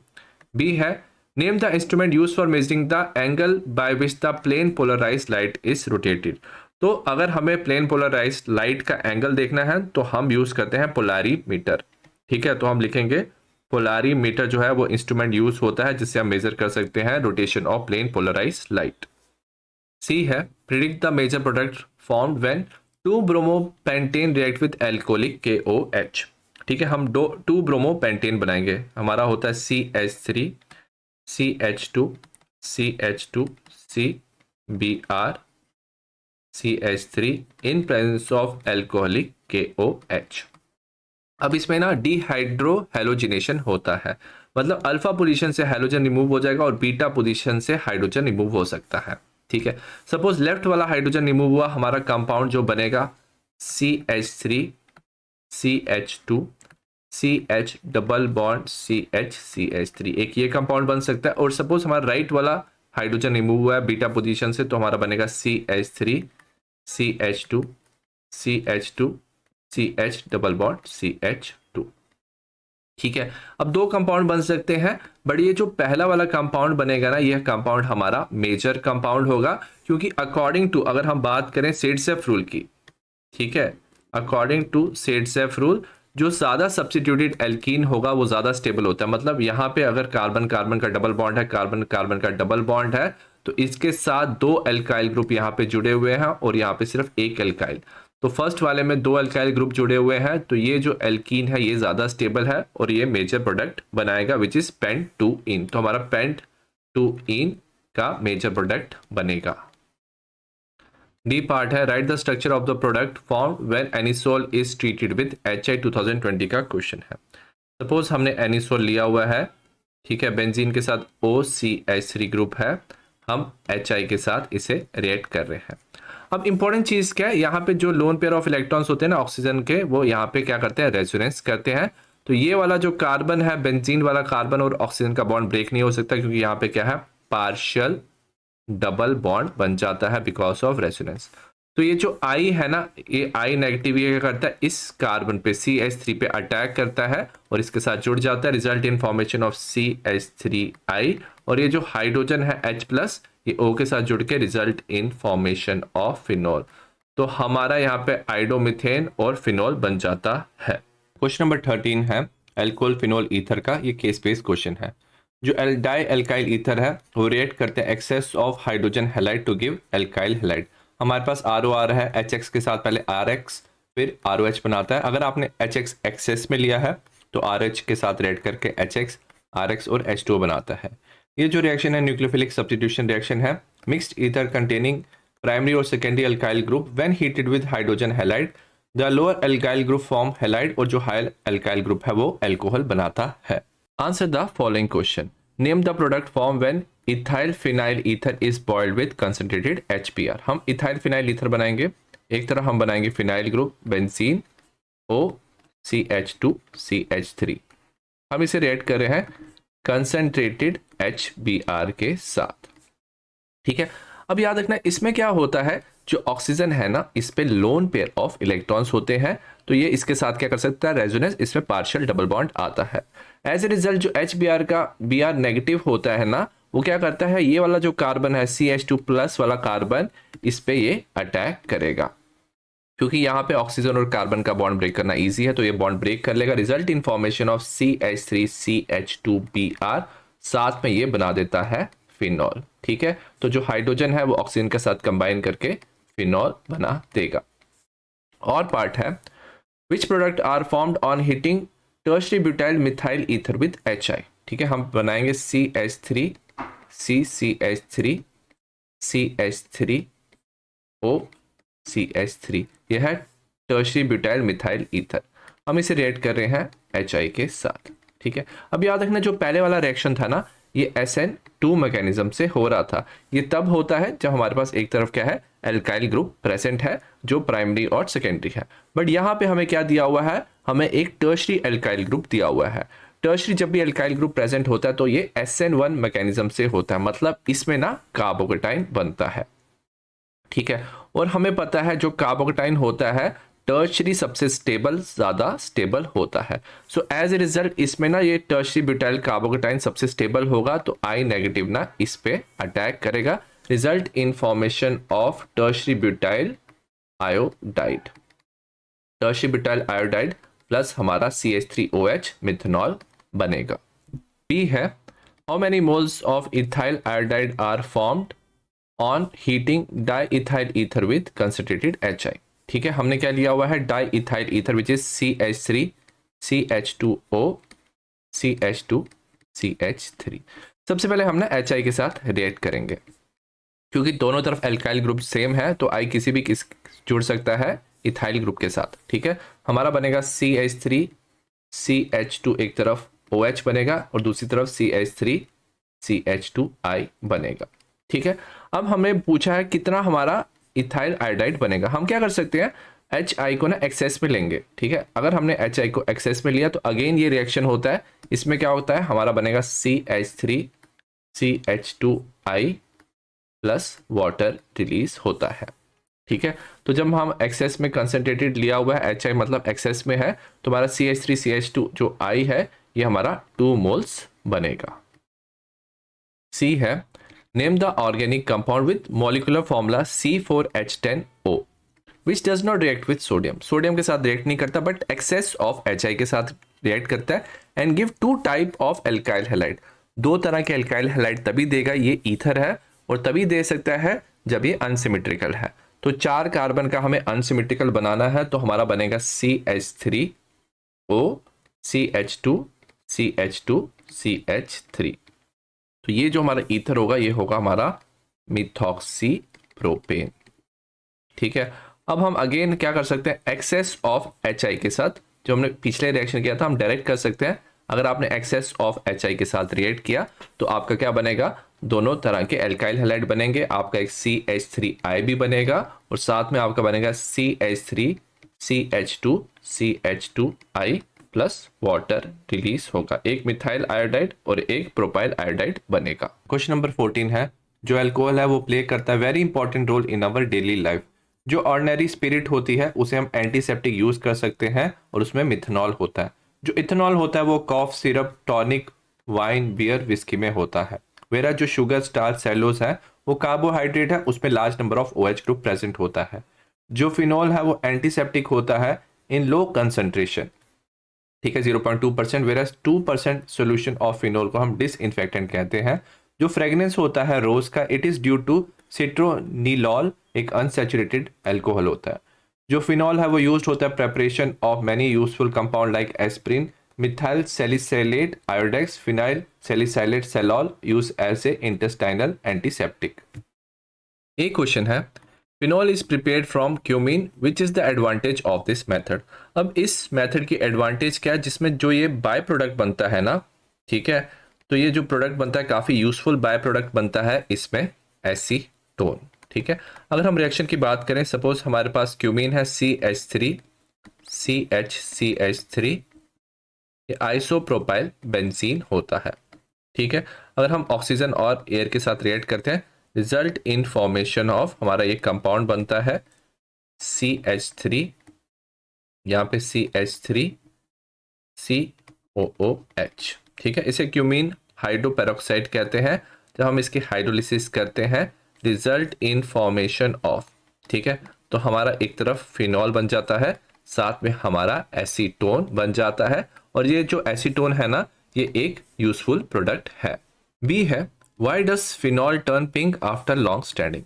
जो फिनॉल होता है ना, ठीक है, अब क्या होता है जब वो एयर के साथ क्या होता है वो ऑक्सीडाइज हो जाता है, उसमें ऑक्सीडेशन होती है जब वो लॉन्ग स्टैंडिंग होता है।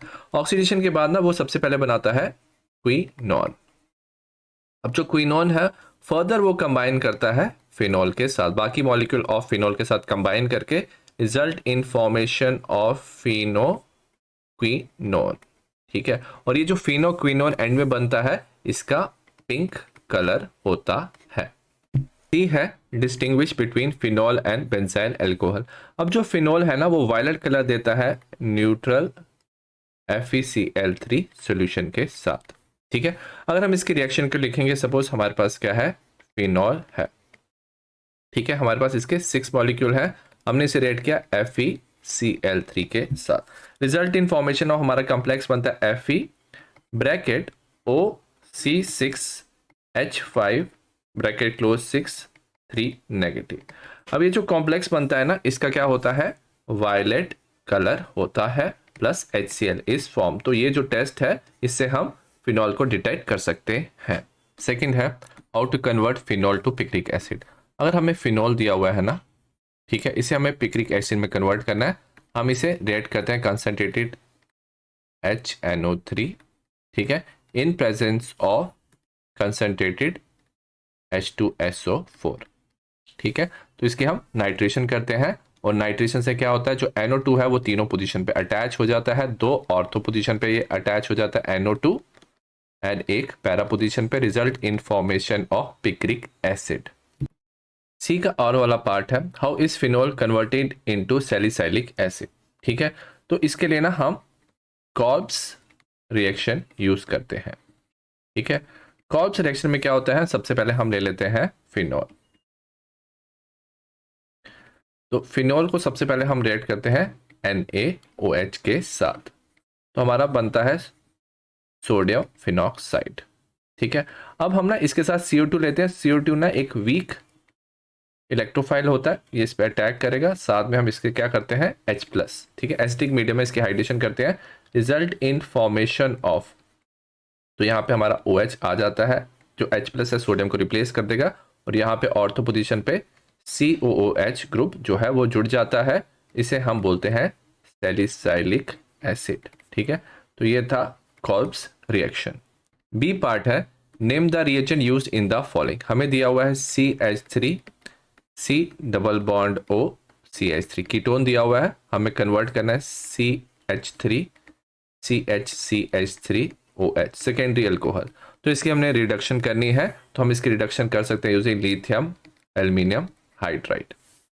ठीक है, सेकेंड क्वेश्चन दिया हुआ है CH2 डबल बॉन्ड CH2OH, हमें ना यहाँ पे अल्कोहल दिया हुआ है, प्राइमरी अल्कोहल हमें दिया हुआ है CH2 डबल बॉन्ड CHO, हमने ना इसकी ऑक्सीडेशन करनी है और हमें इसे एल्डिहाइड में कन्वर्ट करना है। हम माइल्ड ऑक्सीडाइजिंग एजेंट यूज करेंगे और हम चाहते हैं कि डबल बॉन्ड भी इंटैक्ट रहे, तो हम PCC यूज कर सकते हैं।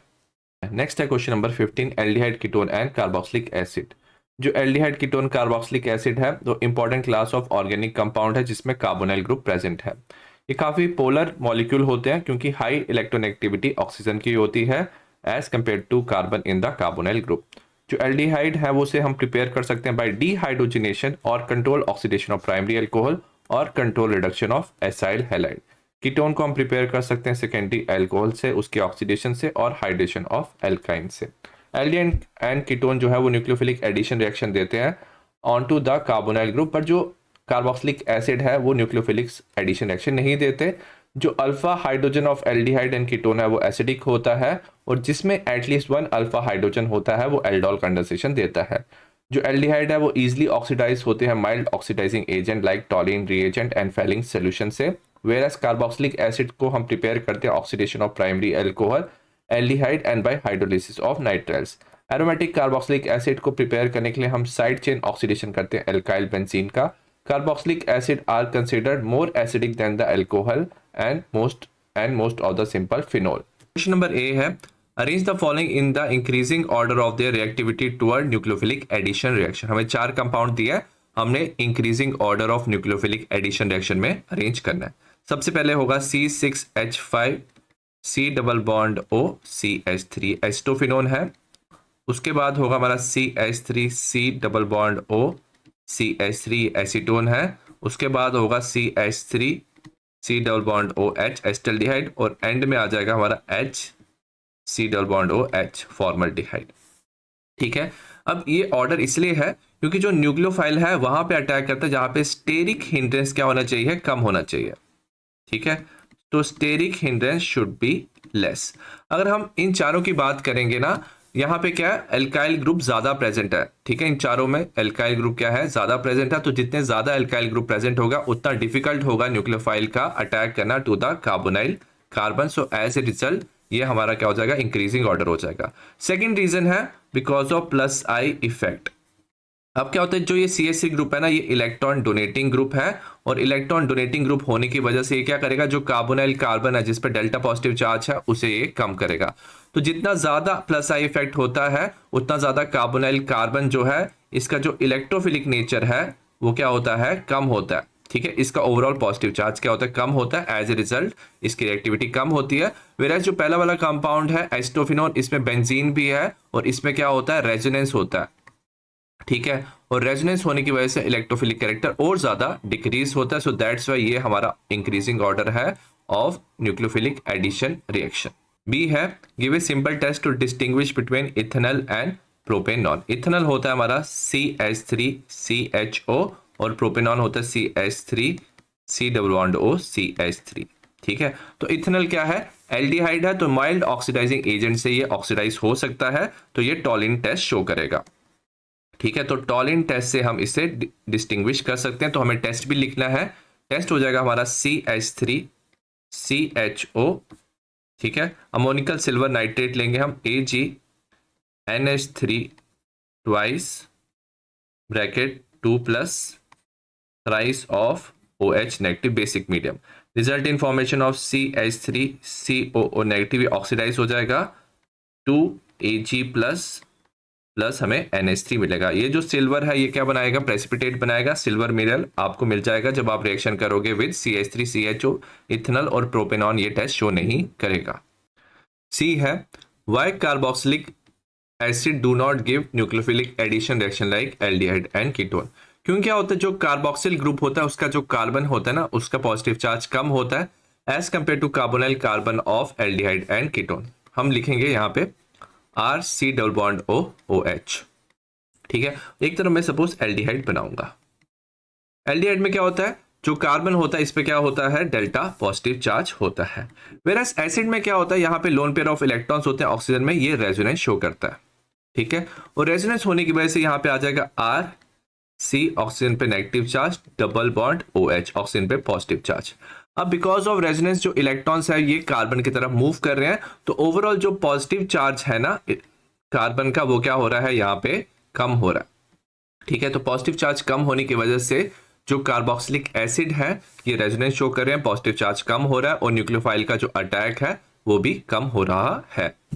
डी का फर्स्ट पार्ट है why alpha hydrogen of aldehyde and ketone are acidic in nature. ठीक है, अगर हम बात करें अल्फा हाइड्रोजन ऑफ एल्डिहाइड और कीटोन एसिडिक इसलिए होते हैं क्योंकि सपोज हमने बनाया C double bond O CH. ठीक है, अब जो C डबल बॉन्ड O के साथ वाले कार्बन को बोलेंगे अल्फा कार्बन. सपोज अगर बेस आ गया ना, ठीक है, बेस की प्रेजेंस में ये जो हाइड्रोजन है इसे रिमूव करना इजी होता है, तो इसे बोलते हैं ये क्या है, एसिडिक है. ऐसा इसलिए होता है, सबसे पहले जो ये C डबल बॉन्ड O है कार्बोनाइल ग्रुप है, ये क्या होता है, एक इलेक्ट्रॉन विड्रॉइंग, तो ये ना -I इफेक्ट शो करता है. ठीक है, इलेक्ट्रॉन विड्रॉइंग नेचर होता है CO ग्रुप का, एज ए रिजल्ट क्या होता है, H को रिमूव करना इजी होता है. और सेकंड रीजन है जो हमारा कंपाउंड बनता है. ठीक है, हमारा बनता है C डबल बॉन्ड O, यहाँ पे आ जाता है कार्बन पे नेगेटिव चार्ज. अब नेगेटिव चार्ज आने की वजह से ये भी क्या शो करता है, रेजोनेंस शो करता है. यहाँ पे इलेक्ट्रॉन यहाँ पे मूव करेंगे और ये इलेक्ट्रॉन यहाँ पे मूव करेंगे. रिजल्ट इन फॉर्मेशन ऑफ यहाँ पे भी C ऑक्सीजन पे नेगेटिव चार्ज, यहाँ पे डबल बॉन्ड कार्बन के साथ. तो जब आप यहां से अल्फा हाइड्रोजन रिमूव करो तो जो कंजुगेट बेस बनता है ना, ठीक है, वो भी के स्टेबलाइज हो सकता है बिकॉज ऑफ रेजोनेंस. और अगर प्रोडक्ट स्टेबल बन रहा है तो रिएक्शन होगा, तो मतलब हाइड्रोजन रिमूव होगा. सो that's why alpha hydrogen acidic होता है एल्डिहाइड एंड कीटोन का. डी का सेकंड पार्ट है write the product in the following. हमें बेंजल्डिहाइड दिया हुआ है. ठीक है, इसके हमें क्या दिए हैं, 2 मॉलिक्यूल्स दिए हैं बेंजल्डिहाइड के. हमने कंसंट्रेटेड NaOH मतलब एल्कली के साथ हमने रिएक्ट किया. तो याद रखना ये जो रिएक्शन होती है ये होती है कैनिजारो रिएक्शन. कैनिजारो रिएक्शन में एक तरफ क्या हो जाएगा, जो बेंजल्डिहाइड है वो रिडक्शन शो करेगा. Result in formation of CH2OH, तो बेंजाइल अल्कोहल बनेगा. ऑन अदर साइड ये ऑक्सीडेशन शो करके बनाएगा सॉल्ट ऑफ द एसिड, तो sodium salt of benzoic acid ये बनाएगा. तो ये कैनिजारो रिएक्शन है और ये हमारे 2 प्रोडक्ट हैं. क्वेश्चन नंबर 16 है read the passage and answer the question that follow. The class of organic molecule which contain a carbon atom connect to the oxygen by double bond in a aldehyde ketone, और इसे carbonyl group भी कहते हैं. Aldehyde को prepare किया जाता है oxidation of alcohol. जो फॉर्मल्डिहाइड है ये एक्वस सॉल्यूशन में अगर इसे हम फॉर्मलिन कहते हैं. जो प्रोपेनॉन है ये सिंपलेस्ट कीटोन है, इसे प्रिपेयर किया जाता है बाय कॉर्न फर्मेंटिंग कॉर्न और by oxidation of propane two ol. Carboxylic acid में भी कार्बोनाइल ग्रुप होता है, इसे oxidation of alcohol and aldehyde से बनाया जाता है. जो फॉर्मिक एसिड है ये फर्स्ट आइसोलेट किया था डिस्टिलेशन ऑफ रेड एंड से. ये रिस्पॉन्सिबल होता है pain and irritation of ant wasp sting. जो एल्डिहाइड है वो न्यूक्लियोफिलिक एडिशन रिएक्शन शो करता है, इसे प्रिपेयर किया जाता है. They can be reduce to primary alcohol. The aldehyde with the alpha hydrogen atom can undergo aldol condensation and जो एल्डिहाइड में अल्फा हाइड्रोजन नहीं होता वो कैनिजारो रिएक्शन शो करते हैं। कीटोन काफ़ी ज़्यादा रिएक्टिव होते हैं बट एल्डिहाइड से कम रिएक्टिव होते हैं। ये ऑक्सीडेशन ऑफ सेकेंडरी अल्कोहल से मिलते हैं। अगर इनमें भी अल्फा हाइड्रोजन प्रेजेंट है तो एल्डोल कंडेंसेशन शो करता है। जो कार्बोक्सिलिक एसिड है इनका वाइडली यूज होते हैं नेचर में। ये प्लास्टिक एस्टर की फॉर्मेशन में यूज होते हैं। जो एस्पिरिन है वो प्रिपेयर किया जाता है एसिटिक एसिड से। Similar to aldehyde and ketone, carboxylic acid को भी हेलोजिनेट किया जाता है alpha carbon by reacting with halogen in presence of phosphorus. A है which of the following compound would undergo aldol condensation. अब एल्डोल कंडेंसेशन में याद रखना जो अल्फा हाइड्रोजन है वो प्रेजेंट होना चाहिए, ठीक है। अगर हम बात करें मिथेनॉल की, मिथेनॉल होता है HCHO, ठीक है। तो इसमें ना तो अल्फा कार्बन है ना तो अल्फा हाइड्रोजन है, तो ये एल्डोल कंडेंसेशन नहीं देगा। सेकेंड है हमारा बेंजल्डिहाइड, ठीक है। बेंजल्डिहाइड में बेंजीन के साथ CHO ग्रुप प्रेजेंट होता है और इसमें ना अल्फा जो कार्बन होता है ना इसमें कोई अल्फा हाइड्रोजन प्रेजेंट नहीं होता, तो बेंजल्डिहाइड भी एल्डोल कंडेंसेशन नहीं देगा। वेराज अगर हम बात करें इथेनॉल की which is CH3CH double bond O, तो इसमें अगर आप देखोगे अल्फा कार्बन है, अल्फा कार्बन में अल्फा हाइड्रोजन है, तो जो इथेनॉल है ये एल्डोल कंडेंसेशन देगा। सेकंड है write the chemical test to distinguish between propanol and propanone. Propanol की बात करेंगे, ये होता है हमारा CH3CH2 C double bond OH, ये प्रोपेनॉल है। प्रोपेनॉन होता है CH3 C double bond O CH3, ठीक है।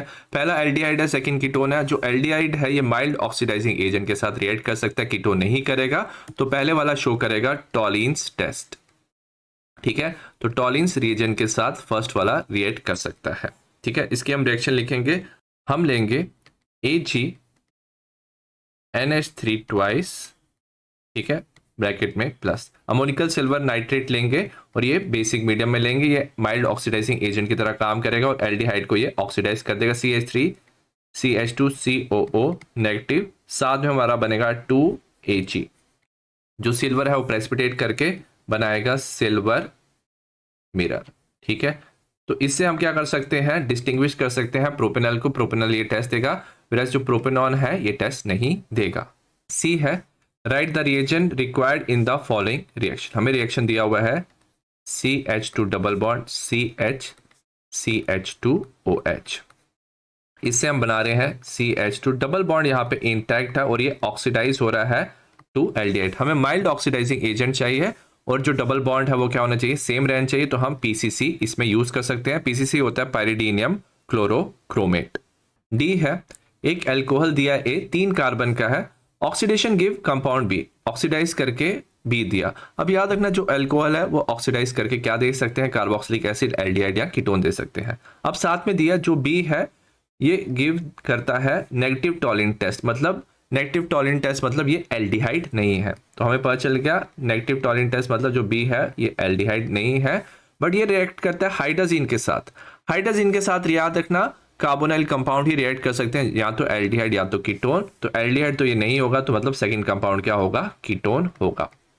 नेक्स्ट क्या दिया हुआ है, ये रिएक्ट करता है NaOH एंड I2 के साथ, I2 फॉर्म टेस्ट ये शो करता है येलो प्रेसिपिटेट, मतलब इसमें C double bond O CH3 group present है। और हमें पता है 3 कार्बन का कंपाउंड है, 3 कार्बन का कीटोन होता है हमारा एसीटोन, ठीक है। मतलब B कंपाउंड हमें पता चल गया ये क्या है, एसीटोन है। तो मतलब जो पहले वाला अल्कोहल होगा वो क्या होगा, आइसोप्रोपाइल अल्कोहल। तो बना लेते हैं CH3 यहाँ पे OH, ठीक है। ये आइसोप्रोपाइल अल्कोहल है, हम इसकी क्या करेंगे, ऑक्सीडेशन करेंगे, ठीक है। जब हमने इसकी ऑक्सीडेशन की हमारा क्या बन जाएगा, कीटोन बन जाएगा, ठीक है। नेक्स्ट क्या दिया है, हाइड्रोजीन के साथ ये रिएक्ट करेंगे, हाइड्रोजीन होता है NH2, ठीक है। इसे हम ऐसे लिख लेंगे, ये हो जाएगा हमारा CH3 यहाँ पे आ जाएगा डबल बॉन्ड NH2, ये हाइड्रोजन बन जाएगा। साथ में ये जो कंपाउंड B है ये किसके साथ रिएक्ट कर सकता है, NaOH के साथ प्लस I2, ठीक है, हो जाएगा ऑक्सीडाइज हो जाएगा, result in formation of CH3COONA, ठीक है। और साथ में बनाएगा CHI3, साथ में आइडोफॉर्म बनाएगा। तो अगर हम बात करेंगे ये जो हमारा कंपाउंड है आइसोप्रोपाइल अल्कोहल कंपाउंड A था, B हमारा एसीटोन बन गया, C हमारा क्या बना, एसीटोन हाइड्रोजोन बना, और जो D था जो प्रेसिपिटेट बन रहे हैं that is precipitate of iodoform. तो ये ABCD है। क्वेश्चन नंबर 17 अमाइन से है। जो अमाइन है वो important class of organic compound है। ये बनता है बाय रिप्लेसिंग वन और more hydrogen of ammonia bye alkyl और अराइल ग्रुप। इन्हें प्रिपेयर किया जाता है from nitro compounds, halides, amides. इनमें ना क्या होता है, हाइड्रोजन बॉन्डिंग होता है जो इनकी फिजिकल प्रॉपर्टी इन्फ्लुएंस करता है। जो एल्काइल अमाइन होते हैं वो स्ट्रॉन्गर बेस होते हैं अमोनिया से, और जो एरोमेटिक अमाइन है electron releasing and withdrawing group क्या करते हैं, इंक्रीज और डिक्रीज बेसिक करेक्टर करते हैं। जो रिएक्शन ऑफ अमाइंस है वो गवर्न्ड होता है by availability of unshared pair of electrons और nitrogen. Influence of number of hydrogen in the nitrogen atom, वो क्या करते हैं, टाइप ऑफ रिएक्शन और नेचर ऑफ प्रोडक्ट के लिए रिस्पॉन्सिबल होते हैं, और also identification and distinction of primary, secondary and tertiary amine. जो रिएक्टिविटी है ऑफ एरोमेटिक अमाइंस, इसे हम कंट्रोल कर सकते हैं by acylation process. Question number 1 है, why does aniline does not give Friedel-Crafts reaction. अब एनिलीन में क्या होता है, सपोज हमने एनिलीन बनाया, ठीक है, यहाँ पे क्या है, NH2 है। नाइट्रोजन में क्या होता है, वैसे तो रेजोनेंस होती है बट नाइट्रोजन पे लोन पेयर ऑफ इलेक्ट्रॉन्स होते हैं। अब क्या होता है, फ्रीडल-क्राफ्ट रिएक्शन में हम AlCl3 लेते हैं। अब ये जो AlCl3 होता है ना, याद रखना ये क्या होता है, लुईस एसिड इलेक्ट्रॉन डेफिशिएंट होता है। तो इस केस में क्या होता है, जो इलेक्ट्रॉन्स है ना ये डोनेट कर देता है, NH2 के इलेक्ट्रॉन्स एल्यूमिनियम ले लेता है। एज ए रिजल्ट इसमें ओवरऑल रिएक्शन नहीं हो पाता, ठीक है। तो इसमें there is no generation of electrophile. तो जो इलेक्ट्रोफाइल है वो जनरेट नहीं हो सकता, क्योंकि जो हमने कैटलिस्ट लिया था वो कैटलिस्ट किसके साथ बाउंड हो चुका है, एनिलीन के साथ। सो दैट्स वाई ये फ्रीडल-क्राफ्ट रिएक्शन शो नहीं करता। सेकंड है, arrange the following in the increasing order of their pKb value. हमें इंक्रीजिंग ऑर्डर ऑफ पीकेबी में अरेंज करना है। याद रखना पीकेबी जो होता है वो इनवर्सली प्रोपोर्शनल होता है टू द बेसिसिटी, ठीक है, मतलब डिक्रीजिंग ऑर्डर ऑफ बेसिसिटी में अरेंज करना। जो सबसे ज्यादा बेसिक है वो है C2H5 ट्वाइस NH। उससे कम बेसिक होता है C2H5 NH2, उससे कम बेसिक होता है NH3, और सबसे कम बेसिक क्या है, C6H5 NH2, ठीक है। अब इस ऑर्डर की बात करते हैं। सबसे पहले ना हमारे पास सेकेंडरी अमाइन है। इसमें क्या होता है, हाइड्रोजन होता है एक, हाइड्रोजन से ये ना वाटर के साथ हाइड्रोजन बॉन्डिंग बना सकता है, सॉल्वेशन इफेक्ट, साथ में इंडक्टिव इफेक्ट भी होता है दो तरफ से। तो ये सबसे ज्यादा याद रखना, स्ट्रॉन्गेस्ट ये क्या होता है, बेसिक होता है, क्योंकि अवेलेबिलिटी ऑफ इलेक्ट्रॉन सबसे ज्यादा होती है। उसके बाद होता है हमारा प्राइमरी अमाइन। इसमें भी क्या होता है, सॉल्वेशन इफेक्ट होता है, इंडक्टिव इफेक्ट होता है, दोनों होते हैं, बट सेकेंडरी में ज्यादा होता है, ठीक है। नेक्स्ट हमारा NH3 आता है। NH3 पे लोन पेयर ऑफ इलेक्ट्रॉन्स है, ये भी बेसिक होता है। और लास्ट में सबसे कम बेसिक है और जिसकी सबसे ज्यादा पीकेबी वैल्यू है, ये है एनिलीन। एनिलीन में क्या होता है, जो लोन पेयर ऑफ इलेक्ट्रॉन्स है वो रेजोनेंस में पार्ट लेते हैं और वो इलेक्ट्रॉन्स अवेलेबल नहीं होते, तो ये लीस्ट बेसिक है और सबसे ज्यादा इसकी पीकेबी की वैल्यू है। थर्ड है, how can you distinguish between CH3CH2 NH2, ये प्राइमरी अमाइन है, CH3CH2 twice NH using Hinsberg test. तो इसमें हम प्राइमरी सेकेंडरी अमाइन को डिफरेंशिएट कर सकते हैं। हिंसबर्ग टेस्ट मतलब Hinsberg reagent which is benzene sulphonyl chloride से, ठीक है, हम ये यूज करेंगे। सबसे पहले हम प्राइमरी अमाइन ले लेते हैं। हमारा है CH3 CH2 NH2, साथ में हम बेंजीन सल्फोनाइल क्लोराइड के साथ इसे रिएक्ट करेंगे, ठीक है। अब क्या होता है, यहाँ से हाइड्रोजन से Cl रिमूव हो जाता है, हमारा ये कंपाउंड बन जाएगा बेंजीन के साथ S double bond O S double bond O NH CH2 CH3। अब इंपॉर्टेंट चीज क्या है, ये जो नाइट्रोजन है ना इसके साथ हाइड्रोजन होता है, और ये जो SO2 ग्रुप है ये इलेक्ट्रॉन विड्रॉइंग ग्रुप होता है। ये जो हाइड्रोजन है ना ये क्या होता है, एसिडिक होता है। एज ए रिजल्ट ये जो कंपाउंड है ये सॉल्युबल होता है, एसिडिक हाइड्रोजन की वजह से सॉल्युबल होता है अल्कली में, अल्कली लाइक NaOH, तो इसमें वो डिसॉल्व हो जाएगा। वेरस अगर हम क्या लेंगे, सेकेंडरी अमाइन लेंगे CH3 CH2 ट्वाइस NH, इसे भी हम बेंजीन सल्फोनाइल क्लोराइड के साथ रिएक्ट करेंगे, ठीक है। अब इसमें हमारा क्या हो जाएगा, C और यहां से हाइड्रोजन रिमूव हो जाएगा, हमारा कंपाउंड कुछ ऐसे बन जाएगा, double bond O double bond O, N के साथ यहाँ पे आ जाएगा CH2 CH3 CH2 CH3। अब इस कंपाउंड की बात करेंगे ना तो इसमें कोई एसिडिक हाइड्रोजन नहीं है, तो ये ना इनसॉल्युबल होगा, ठीक है। This compound is insoluble in alkali, so as a result आप दोनों को डिफरेंशिएट कर सकते हो, पहला कंपाउंड सॉल्युबल होगा, सेकंड इनसॉल्युबल होगा। फोर्थ है, write the structure of A and B in the following reaction. A and B बताना है। सबसे पहले हमें क्या दिया है, नाइट्रो बेंजीन दिया हुआ है, ठीक है। SN प्लस HCl तो क्या हो जाती है, इसकी रिडक्शन हो जाती है, हमारा क्या बन जाएगा, result in formation of aniline. Aniline बन गया। और अगर आपने ब्रोमीन वाटर के साथ रिएक्ट किया तो याद रखना काफ़ी ज़्यादा क्या होता है, एक्टिवेटिंग होता है, और जो ब्रोमीन है वो ऑर्थो एंड पैरा पोजीशन पे जुड़ जाता है। ठीक है, तो हमारा ट्राई सब्स्टिट्यूशन हो जाता है, हमारा 2,4,6 ट्राई ब्रोमो एनिलीन बनता है। ठीक है, तो हमारा बन जाएगा 2,4,6 ट्राई ब्रोमो एनिलीन। ठीक है, नेक्स्ट रिएक्शन की बात करेंगे। इसमें हमने अमाइड लिया हुआ है CH3 CH2 CONH2। ये हॉफमैन ब्रोमेट अमाइड डिग्रेडेशन है इन प्रेजेंस ऑफ एल्कोहलिक KOH। ठीक है, तो सबसे पहले हमारा क्या बन जाता है, यहाँ पे अमाइन बन जाएगा CH3 CH2 NH2, जिसमें नंबर ऑफ कार्बन क्या हो गया, कम हो गया as compare to amide. Next हमने क्या लिया है, CH3 COCl in presence of pyridine. हम ना एसाइलेशन करेंगे। अगेन इसमें क्या होगा, एक हाइड्रोजन यहाँ से Cl क्या हो जाएगा, रिमूव हो जाएगा। Result in formation of compound, जो हमारा कंपाउंड बनेगा CH3 C double bond O NH CH2 CH3। ठीक है, तो इस कंपाउंड को हम बोलते हैं एन इथाइल इथेन अमाइड। ठीक है, तो ये हमारा प्रोडक्ट बन जाएगा। क्वेश्चन नंबर 18 है, जो अमाइंस है most important class of organic compound है जो डिराइव होता है व्हेन वन और more hydrogen atom of ammonia molecule को एल्काइल ग्रुप से रिप्लेस किया जाए। जो अमाइन है ना, वो एक फंक्शनल ग्रुप है जिसमें नाइट्रोजन पे लोन पेयर ऑफ इलेक्ट्रॉन्स होते हैं। कभी कभी क्या होता है, नाइट्रोजन के साथ कनेक्ट होता है कार्बोनाइल ग्रुप, तो ये अमाइड बनाते हैं, जैसे RCONRR। ठीक है, varies in properties with amine. जो अमाइन है ऑर्गेनिक कंपाउंड है जिसमें नाइट्रोजन में लोन पेयर ऑफ इलेक्ट्रॉन्स है और डिराइव होते हैं ये NH3 से। और ये याद रखना, इसमें एल्काइल और एराइल ग्रुप भी हो सकता है। अगर एल्काइल ग्रुप है तो एल्काइल अमाइन कहा जाता है और एराइल अमाइन भी होता है। जो एनिलीन है ऑर्गेनिक कंपाउंड है इस क्लास में, इसे अमीनो बेंजीन या फिनाइल अमाइन भी कहते हैं। ये टॉक्सिक नेचर का होता है, one of the class of aromatic amine होता है, बहुत सारी इंडस्ट्रीज में यूज होता है, कैरेक्टरिस्टिक ऑफ एरोमेटिक कंपाउंड होता है। Aniline compound are said to be formula C6H5NH2। इसमें अमीनो ग्रुप अटैच होता है फिनाइल ग्रुप से। ये पार्ट है, why salts of benzene diazonium are water soluble. अगर बेंजीन डाइजोनियम क्लोराइड की बात की जाए, सपोज हमारे पास है बेंजीन के साथ N2+Cl नेगेटिव। अगर आप देखोगे इसमें प्लस और नेगेटिव चार्ज है तो इसमें क्या होती है, पोलैरिटी होती है। ठीक है, और अगर पोलर्स कंपाउंड की बात करें तो वो ना पोलर सॉल्वेंट में सॉल्युबल होते हैं। ठीक है, तो ये क्या होता है, पोलर नेचर का होता है, एज ए रिजल्ट ये सॉल्युबल होता है वाटर में। ठीक है, ये वाटर में सॉल्युबल होता है क्योंकि जो वाटर होता है ना वो क्या होता है, पोलर सॉल्वेंट होता है। ठीक है, so that's why it is soluble. Question number B है, give one test to distinguish between cyanides and isocyanide.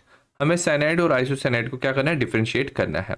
Cyanide क्या होता है, सपोज हमारे पास है RCN और आइसोसाइनाइड होता है RNC। तो अगर हम दोनों की क्या कर दें, रिडक्शन कर दें, ठीक है, हम लिथियम एल्यूमिनियम हाइड्राइड ले सकते हैं। अगर हम दोनों की रिडक्शन कर दें तो पहले हमारा बन जाएगा RCH2NH2। ठीक है, हमारा प्राइमरी अमाइन बन जाएगा।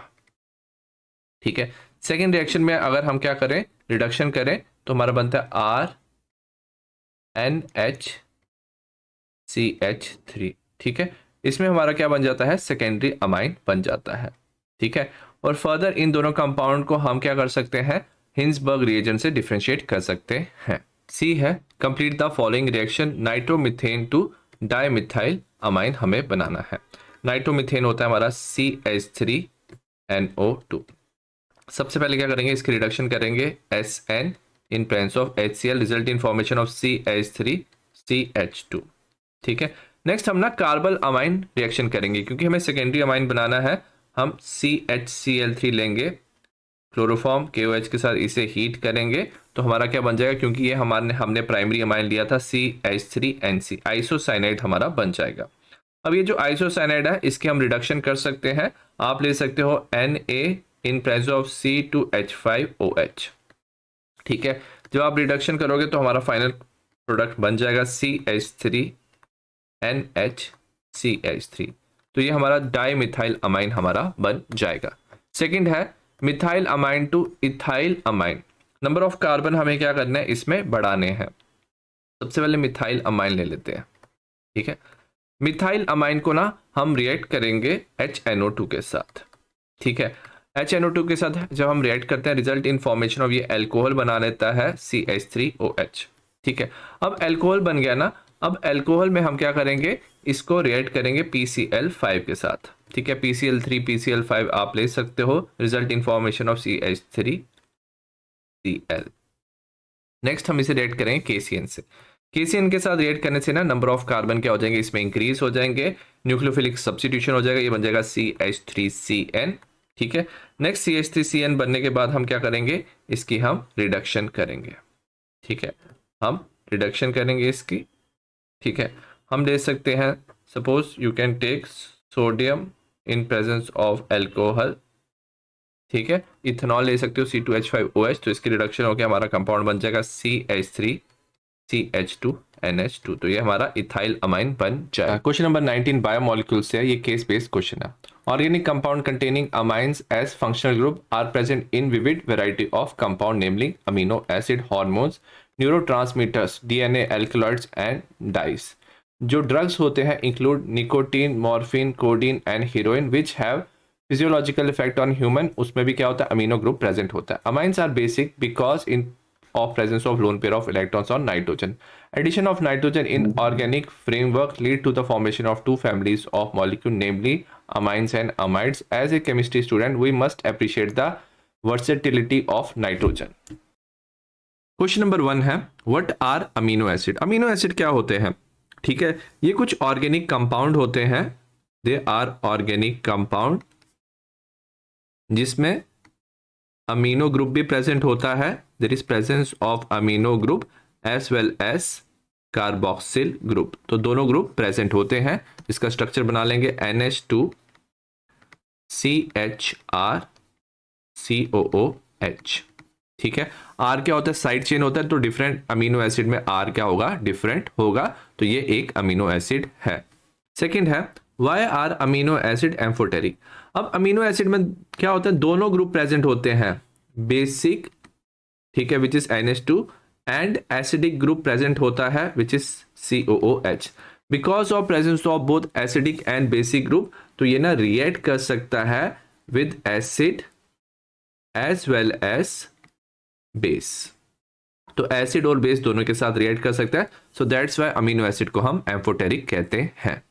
थर्ड है, give one point of difference between acidic and basic amino acid. अब एसिडिक अमीनो एसिड क्या होता है, जो एक साइड चेन होती है ना, सपोज इसमें भी एक एसिडिक ग्रुप प्रेजेंट है, तो ओवरऑल एसिडिक अमीनो एसिड की बात करेंगे, जो टोटल कार्बोक्सिल ग्रुप प्रेजेंट होते हैं ना, वो क्या हो जाते हैं, अमाइन ग्रुप से और अमाइनो ग्रुप से ये ज्यादा हो जाते हैं, सो एज ए रिजल्ट ये क्या होता है, एसिडिक हो जाता है। बट कभी कभी साइड चेन में ना NH2 ग्रुप भी प्रेजेंट होता है, सो एज ए रिजल्ट जो कभी कभी क्या होता है, जो अमाइनो ग्रुप होते हैं, ठीक है, NH2 ग्रुप, वो कार्बोक्सिल ग्रुप से ज्यादा हो जाते हैं, तो वो जो अमीनो एसिड है वो क्या हो जाता है, बेसिक हो जाता है। फोर्थ है, what are essential amino acid. कुछ जो अमीनो एसिड होते हैं, they cannot be synthesized in our body. ठीक है, they cannot be synthesized in our body, तो हमारी बॉडी में सिंथेसाइज नहीं होते हैं, so we have to take them from the outer source, तो हमें ना डाइट के थ्रू ये अमीनो एसिड लेने पड़ते हैं, तो इसे हम एसेंशियल अमीनो एसिड कहते हैं। Example valine and leucine, valine and leucine. Fifth है, name the linkage formed when carboxyl end of one amino acid condensed with amino end of other amino acid. Suppose हमारे पास दो amino acid है, NH2CHRCOOH, ये एक amino acid है, दूसरा यहाँ पे है NH2CHRCOOH। अब यहाँ पे क्या होता है, यहाँ पे COOH और जो NH2 है ना, इन दोनों के बीच में बॉन्ड बनता है। ठीक है, रिजल्ट इन फॉर्मेशन ऑफ हमारा बनेगा NH2CHR, और ये जो बॉन्ड बनता है ये बनता है C डबल बॉन्ड O और यहाँ पे NH, साथ में बनता है CHRCOOH। तो ये जो बीच में बॉन्ड बन रहा है C double bond O NH, तो इसे हम पेप्टाइड लिंकेज कहते हैं। ठीक है, so there is formation of peptide linkage between the two amino acid. Question number 20 है, जो डी ग्लूकोज है वो मोस्ट एबंडेंट कार्बोहाइड्रेट है और मोस्ट एबंडेंट ऑर्गेनिक कंपाउंड है। ये कार्बोहाइड्रेट को बिलोंग करता है और एक मोनोसेक्राइड है। मोनोसेक्राइड क्या होते हैं? Which cannot be broken down into simpler carbohydrate molecule by hydrolysis. इन्हें हम शुगर भी कहते हैं। They are also joint together by last structure namely oligosaccharide. जब ये एक दूसरे से कंबाइन करते हैं तो ऑलिगोसेक्राइड और पॉलीसेक्राइड बनाते हैं और इन्हें हम मोनोसेक्राइड में कन्वर्ट कर सकते हैं बाय हाइड्रोलिसिस। जो ग्लूकोज है वो डेक्सट्रोज है, डेक्सट्रोरोटेटरी है और ये कार्बोहाइड्रेट के क्लास में आता है जिसे हम सिंपल शुगर और मोनोसेक्राइड में आता है। इसका फॉर्मूला होता है C6H12O6। ये फ्रूट हनी में प्रेजेंट होता है। ये free sugar circulate in blood of higher animal होता है। ये सोर्स ऑफ एनर्जी होता है सेल फंक्शन के लिए। Regulation of metabolism is great important, जैसे ग्लूकोनियोजेंसिस के लिए। मॉलिक्यूल ऑफ स्टार्च जो मेजर एनर्जी रिजर्व है। Carbohydrate of plant consist of 1000 of glucose के यूनिट से बना होता है। सेलुलोज भी ग्लूकोज का बना होता है। Composition of glucose is glycogen the reserve carbohydrate in most vertebrates. Most vertebrates में ग्लाइकोजन रिजर्व होता है इन वर्टिब्रेट एनिमल में, as well as those of numerous fungi and protozoans. A है, what is the product form on oxidation of glucose with bromine. अगर हम glucose की oxidation करते हैं ना, सपोज हमारे पास है CHOH4 CH2OH। अगर हम ब्रोमीन के साथ इसकी ऑक्सीडेशन करते हैं ना, ठीक है, रिजल्ट इन फॉर्मेशन ऑफ, ये ना ऑक्सीडाइज हो जाता है, COH बन जाता है CHOH4 एंड CH2OH, ठीक है। और ये जो कंपाउंड बनता है इसे हम क्या बोलते हैं? Gluconic acid. तो it result in formation of gluconic acid. B है, why glucose is refer to as aldohexose. ठीक है, जो ग्लूकोज है सबसे पहले ये क्या है? कार्बोहाइड्रेट है, ठीक है, कार्बोहाइड्रेट है। इसमें कितने कार्बन प्रेजेंट है? 6 कार्बन प्रेजेंट है। 6 कार्बन प्रेजेंट होने की वजह से इसे हम क्या बोलते हैं? हेक्सोस कहते हैं। और साथ में ना इसमें एक एल्डिहाइड ग्रुप भी प्रेजेंट है, ठीक है। सो एल्डिहाइड ग्रुप प्रेजेंट होने की वजह से इसको हम बोलते हैं एल्डो, और 6 कार्बन की वजह से इसको हम बोलते हैं हेक्सोस, ठीक है। सो दैट्स वाई इसका नाम बन गया है एल्डो हेक्सोस। सी का फर्स्ट पार्ट है, why polysaccharide are also called as carbohydrate. जो पॉलीसेक्राइड होते हैं ना वो बनते हैं लार्ज सब यूनिट ऑफ, ठीक है, वो लार्ज सब यूनिट ऑफ मोनोसेक्राइड से बनते हैं। और ये जितने मोनोसेक्राइड्स हैं ये एक दूसरे से ज्वाइन करते हैं by glycosidic linkage. They are joined by glycosidic linkage. So that's why जो पॉलीसेक्राइड्स हैं वो फॉर्म ऑफ कार्बोहाइड्रेट है। सेकंड है डिफाइन ग्लाइकोसिडिक लिंकेज। ये लिंकेज ना कार्बोहाइड्रेट्स के बीच में होता है, ठीक है, और ये होता है ऑक्साइड लिंकेज। ये ऑक्साइड लिंकेज होता है between the carbohydrate with loss of water, ठीक है। जैसे एग्जांपल हम माल्टोस की लेंगे, will take example of maltose, ठीक है। माल्टोस में क्या होता है? अल्फा डी जो ग्लूकोज है वो दोनों एक दूसरे से क्या करते हैं? कंबाइन करते हैं, 2 अल्फा डी ग्लूकोज। और यहाँ पे जो लिंकेज बनता है इस लिंकेज को हम ग्लाइकोसिडिक लिंकेज कहते हैं। तो इसमें लॉस ऑफ वाटर होता है।